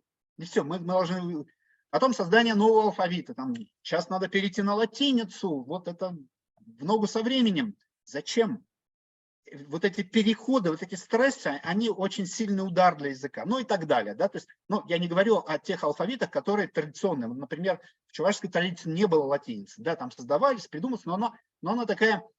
Ну, очень такая ограниченная. Я не против, что пусть будет, да, это прикольно, пусть будет, но это не самое главное, да, то есть дальше, наверное, надо избегать какие-то вещи, переводить уже вот с русского языка, какие-то вещи уже известные. Если мы будем какой-то оригинальный контент выдавать, да, на языке, это тоже, наверное, лучше, чем известные вещи, которые уже у нас очень хорошо ассоциируются с русским языком и так далее. Я стараюсь избегать какие-то вещи, ну и считаю, что не надо, вот тут мне тоже пишут насчет избегания определенных тем, согласен, наверное, нужно придумать способ экологично обсуждать психологический сторон, связанный с языками этническим вопросом. Да, я просто сейчас, конечно, обязательно надо это обсуждать, то есть мы должны об этом говорить, мы, конечно, делимся, Я считаю, и когда мы проводим наши дискуссионные столы, люди высказываются, мы оппонируем, и мы оппонируем не на примитивном уровне, мы стараемся высказать действительно свою позицию. Поэтому у нас традиционное, кстати, мероприятие, которое мы проводим в нашем лагере, да, в Хавале, это дебаты. То есть мы всегда берем какие-нибудь острые темы и начинаем их дискутировать и пытаться найти аргументацию за, против и так далее, и так далее. Причем не всегда они связаны с национальной тематикой, да, там в прошлом году у нас, по-моему, с культурными ценностями, по-моему, в целом, по-моему, в мире мы там обсуждали. Но все равно люди учатся дискутировать, это тоже очень важный такой элемент формирования, в общем-то, языкового активиста в том числе. Вот, потом я бы избегал исторические какие-то восхваляющие или пропагандистские фильмы о народе, да, там, когда вот мы самые крутые, мы самые необыкновенные, мы все-таки вот эта культура, что, да, то есть мы ценны тем, что мы разные, да, она очень важна. Вот поэтому, когда очень легко скатиться вот на этот, да, мы самые особенные, и оно очень, ну, такая скользкая тема, которая потом приводит к каким-то, вот они такие плохие, они не понимают, и куча диванных каких-то войн начинается по этому поводу. Вот в это не хочется скатываться, потому что это только отвлекает, в общем-то, наши ресурсы. Вот. Ну и опять же, все-таки надо стараться максимально, да, то есть, чтобы язык присутствовал на всех мероприятиях в самой различной форме. Вот про фестиваль языков, про который вот Артем, наверное, сегодня тоже упоминал, у нас есть, ну вот в Чебоксарах мы его много лет проводим, и у нас есть, в общем-то, такая, ну, традиция, лет последние 10 или 12, может, лет мы все программки пишем как бы на 3 языках, и все языки мы пишем на чувашском языке. Первые годы это было просто безумное возмущение. Мы не, ну, у нас там элементы мы вкрапляем, не то, что все по-чувашски, ну, ты же понимаешь, что написано «тудар чельги». Первый раз тебе объяснили, что чельги – это язык, а тудар – это татарский язык, все же понятно. Потом в следующий раз там «нимеш чельги», понятно, что это слово. А есть простые абхаз чельги. Догадаться можно, люди к этому привыкают, это непривычно, но не научаются. В следующий год, нормально, кто-то там возмущается, и те же уже, которые были в прошлом году, что, тебе непонятно, что ли, говорят? Понимаете, вот какие-то вот эти элементы для нас очень важны. Ну, вот на таких деталях, конечно, мы как бы формируем вот это все. И вот если мы можем и максимально где-то невзначай как бы вставлять язык, говорить о культуре не напористо, не агрессивно, а вот мягко и с улыбкой, есть такой, да, то есть настаивать на своем языке, но с улыбкой, то есть с уважением к своему собеседнику. Это нормально, мы должны этому учиться.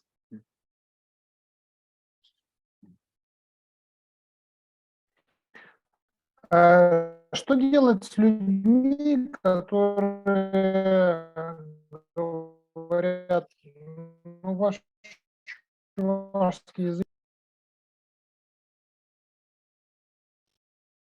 Артем, не слышу. Да, смотри, есть люди, которые как бы нейтрально нас Что? да, и в принципе штыки. Я просто не понимаю, в какой момент меня Как слышно. бороться с теми людьми, которые понимают язык в штыки, да? Да. Вот, ну, понимаете, это такой сложный вопрос. Есть что их может... Есть две стратегии. Ну, по мне, ну, как я обычно поступаю.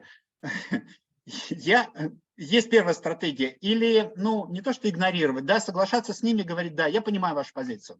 Самая простая стратегия. Да, потому что вторая стратегия – это идти в такой какой-то… Я понимаю позицию, в том смысле, я сейчас ее продолжу мысль, да, мы должны услышать этого человека, да, почему он реагирует, да, мы согласиться, потому что иногда те, которые воспринимают в штыки, у них есть своя боль, и вот эту боль мы должны как бы услышать. Почему? Там вот учительница по чувашскому была самая вредная из всех учителей, которых мы когда-либо встречали. Там это еще что-нибудь, у них всегда найдется какая-то ерунда, мелочь, за которую зацепились и создали такого слона. Вот этого слона надо, ну, да, довести, да, я согласен, да. И если мы сможем его вывести, но в какой-то мере не опуститься на его уровень, но найти с ним какой-то язык, то это, в общем-то, тоже уже первый шаг коммуникации. И оставить.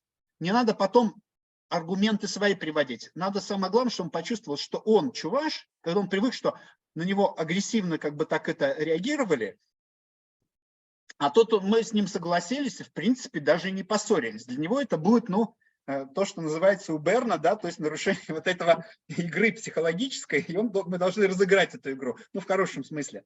Вот, второй как бы подход, это, конечно же, это такой, не то что контрастное нападение, да, то есть я в хорошем смысле контрастное нападение, например, я говорю, кому нужен чувашский язык, да, вот, например, вообще, ну, нигде же пользуется. Я говорю, вы знаете, да, то есть, ну, наверное, не нужен. Ну, знаете, согласитесь, а что было вот 200 лет назад, я начинаю рассказывать эту историю, что, в принципе, 200, ну, я очень часто такие встречи со школьниками проводил, сейчас меньше почему-то приглашают, но раньше приглашали много. Вот 200 лет назад, например, да, то есть русский язык тоже никому не нужен был.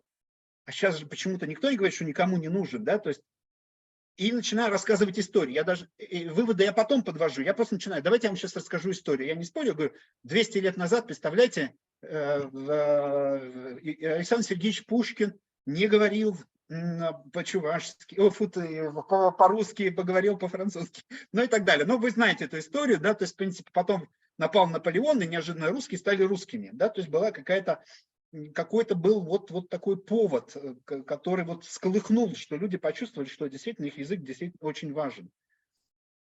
Вот, когда начинаешь о таких вещах рассказывать, да, то есть, в принципе, это очень, ну, людей как-то они, немножко как они, ну, получают, как это получается, холодной водой как будто их облили. Я не говорю, что ты чуваш, и ты должен знать, ты живешь в республике. Вот эти аргументы, они самые такие, ну, самые вредные, и вообще их нельзя пользоваться, потому что мы только себя в угол загоняем, мы в тупик загоняем точно.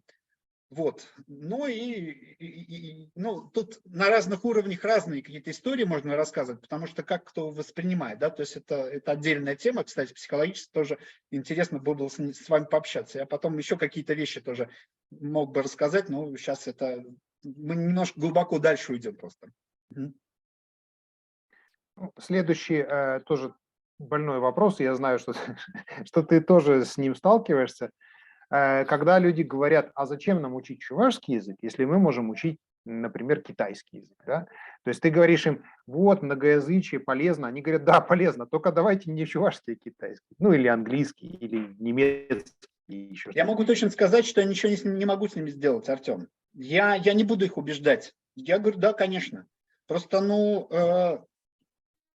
мне вот, говорю, мне важно, вот, например, мой родной язык, потому что мне он ценен. Я перехожу на себя, как на личность, мне вот это ценно. И, в принципе, единственное, что я могу как бы вот сделать, да, то есть, что своей жизнью и своим примером показывать, что действительно я увлеченный человек, я нормальный человек, я не агрессивный, я интеллигентный человек. И я пользуюсь этим языком нормально, как это должны делать все цивилизованные люди. Я показываю пример. Вот этот принцип примера, да, один из принципов, про который мы всегда говорим о Хавале, да, он очень важен. То есть, вот, и мы показываем пример, что оно взаимодействует. Мы встречаемся, интеллигентные люди, и говорим на чувашском языке. Иногда на нас так смотрят. Ко мне уже очень много людей подходили, говорят, вы не то что подходили, там, знаете, знакомые, незнакомые, вы знаете, вы чуть не первый интеллигентный человек, который встретился на чувашском языке.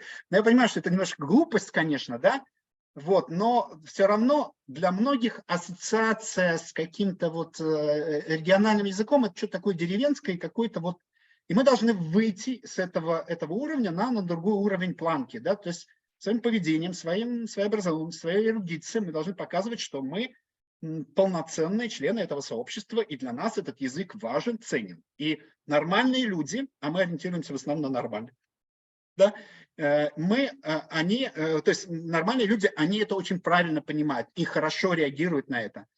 И они уже видят, да, это нормально, чувашский язык, это становится нормой. Ну, я экстраполировать не только с чувашского, можно на другие языки, гагаузский, там и татарский, я не знаю, там тувинский, все что угодно, я просто к этому. Это единственный способ, как этому противостоять. Это очень медленный процесс, да, но это как работа с пропагандой, работа с агрессивными клиентами, да, то есть это все, в общем-то, из законов психологии мы все это знаем. Дорогие друзья, мы приближаемся к 2 часам. Если у вас не созрело вопросов, я дам возможность вам их все-таки придумать, прежде чем мы отпустим нашего гостя, и задам свой последний вопрос. Я знаю, что это тоже достаточно болезненный вопрос, и на него нет хорошего ответа, но мне кажется, что очень важная аудитория именно в плане активизма, вот в плане того, чтобы вовлечь этих людей, чтобы они что-то делали как бы руками, это старшие школьники и студенты. Вот с твоей точки зрения, ну, естественно, то, что мы говорили, там, лагерь, да, или вот ты рассказывал, вот этот Чувашский форум, но все-таки, если подумать, как можно было бы этих людей зацепить каким-то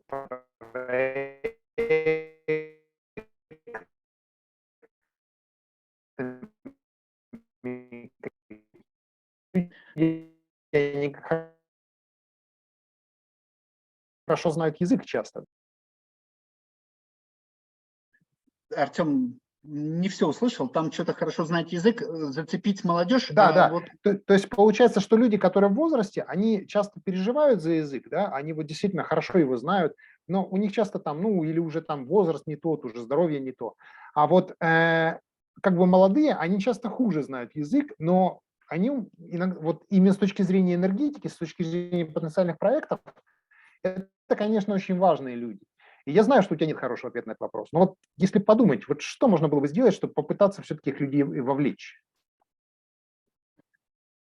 Ну, смотрите, я говорю, естественно, ты правильно говоришь, и вообще не существует такого какого-то панацеи, да, то есть от всего, ну, чтобы решить эту проблематику. То есть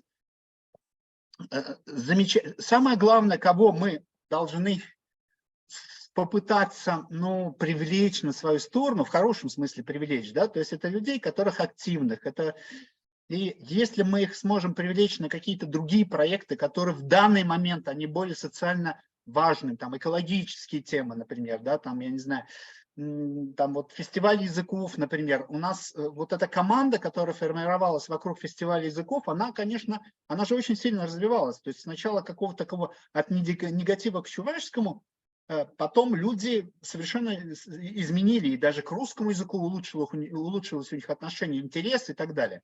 И вот если мы их вовлекаем в какие-то проекты, вот и этих людей сможем как-то вдохновить на что-то, и они, оказавшись в определенной среде, ну, это мой пульс, я просто других путей не могу сказать, да, таких, то они меняются, они пересматривают свои отношения, вот, и потом, вот как у нас Маша Александрова, девочка, которая была в языковом лагере, она сначала была 1 год, 2-й год у нас в языковом лагере вожатой, а потом как-то я ей говорю, ну, приезжай в лагерь. Ну, не могу.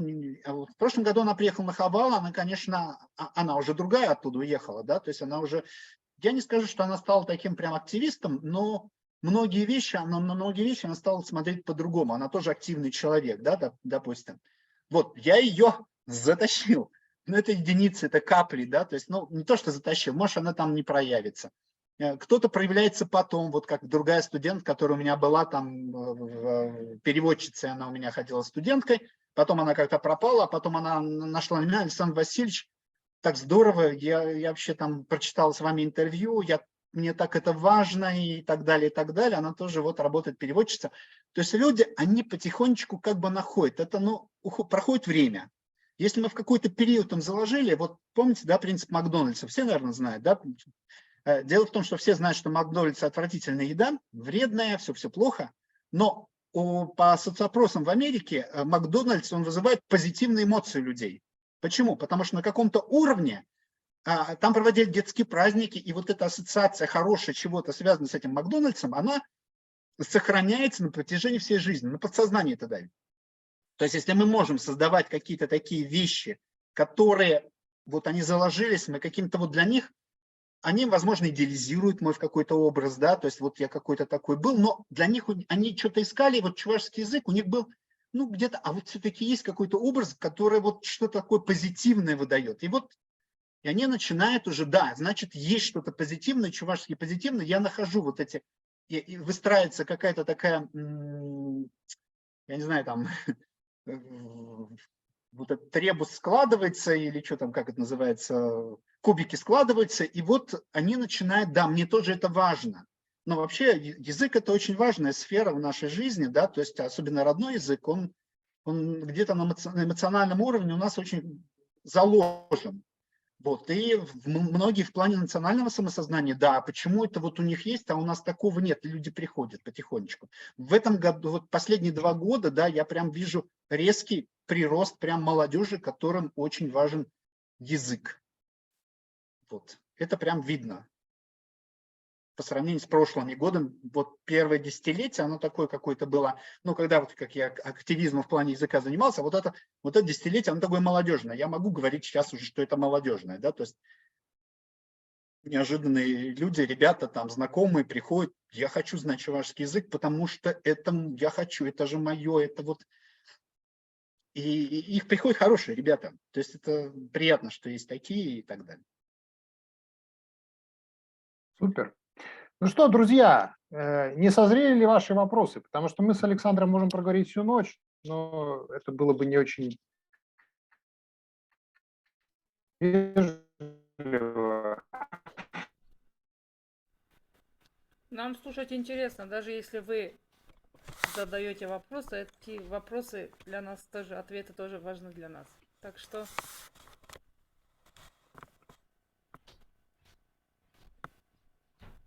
Ну что, все, наверное, да, то есть если что, зовите, пообщаемся на какие-то другие темы, то есть мы будем более да, плотно. спасибо какие-то большое, Александр. конкретные. Думаю, что мы в дальнейшем будем тоже с вами общаться, будем брать у вас советы и будем как бы опираться на ваш проект, который вы делали, и будем тоже делать у нас. Ну, Юлю, самое первое, что приходит мне в голову, это вот этот коммуникативный учебник Калаха, который Александр показывал. Ну, он и показал обложку, но не листал. А он действительно очень хорошо выглядит, интересно. А я думаю, что вот эта версия, которая есть на сайте, она может быть не самая последняя, но в любом случае она как бы доступна, да.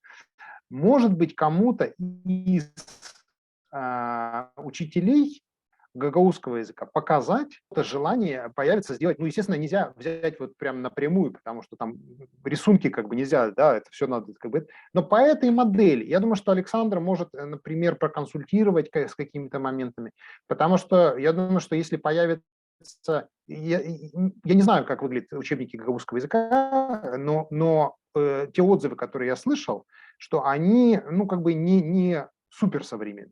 А вот если появится современный учебник, мне кажется, это было бы хорошо. И в этом Да, я смысле тоже так думаю, да, Александр, это поскольку очень он сам важно. преподает языки, видел вот современных европейских учебников. В этом смысле, мне кажется, что это очень хороший опыт, который было бы хорошо.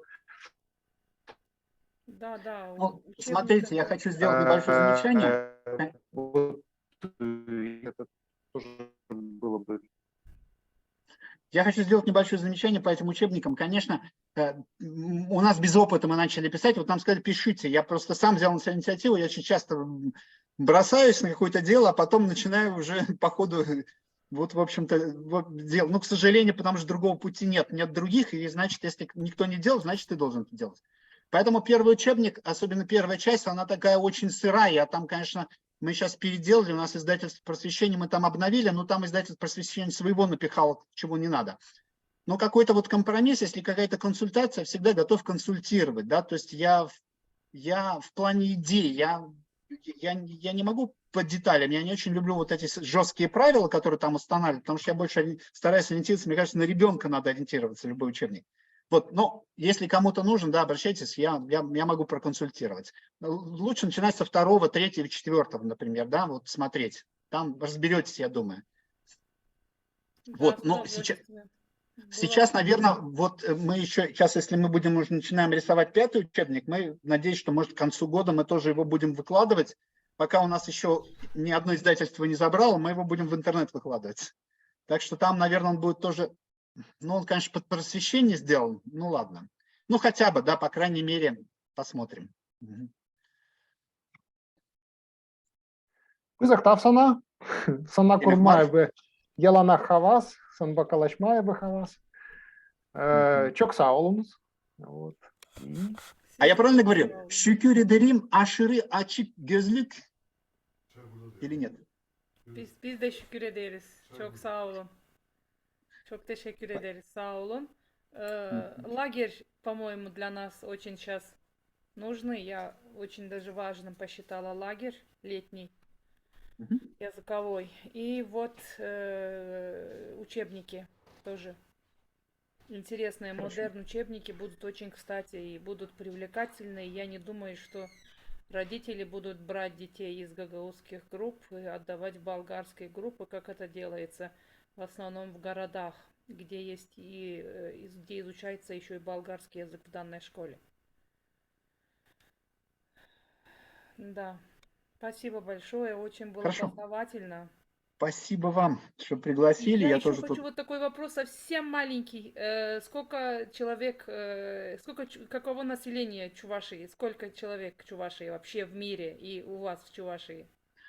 Чувашская республика 1 200 000, но большая часть населения, это, я говорю, 68% из них Чувашия, большая часть не пределов Чувашии. Всего, я не знаю, что покажет последняя перепись, но, скажем так, 1,5 миллиона было, из них чуть больше миллиона говорили, считали чувашский язык родным языком. Да, несмотря на это, у вас такие большие проблемы. Ну, Нет, здесь я, извините, встряну. Дело в том, что это Россия. Понимаете, в чем выгодное отличие гагаузского языка от даже крупных языков в России? В России очень сильное давление, административное, с точки зрения контента, с точки зрения, ну вообще, вот как бы в Гагаузии здесь все-таки другая ситуация, потому что формально доминирующий язык молдавский, то есть какое-то давление оттуда, да, или румынский, есть давление со стороны русского языка, но административно Молдова не находится в составе России. Вам не могут спустить из министерства директивы, что не меньше стольки-то часов должно быть на русском языке. Вот эти вот ВПР, о которых говорил Александр, у вас такого нет. То есть, несмотря на то, что язык как бы, ну, меньше, да, по количеству носителей, может быть, по ресурсам меньше, чем некоторые языки, там, типа татарского или якутского, у которых действительно хорошая ресурсная база. Но с точки зрения свободы действий, гагаузский язык в лучшем положении, потому что, ну, как бы я работал в России, и я видел, как это жестко зажимают. Вас так жестко не зажимают. Поэтому, да, у чувашского языка носителей больше, и вроде бы как потенциал больше, но в каком-то смысле у гагаузского языка ситуация более свободна, и это тоже, мне кажется, можно попытаться из этого извлечь выгоду. Да, чтобы гагаузы это поняли, это использовали, воспользовались бы этим, да. Спасибо большое. Чок саулу. Я не знаю, как сказать, не за что. Бершедеиль или как? Сизе саулом будет лучше, да. Сизе саул. Да. Сизе саул. Вам тоже спасибо. Сизе де саул, наверное. Да. Ну все, остаемся на связи. Да, Счастливо. все. До свидания. Спасибо большое всем. До свидания.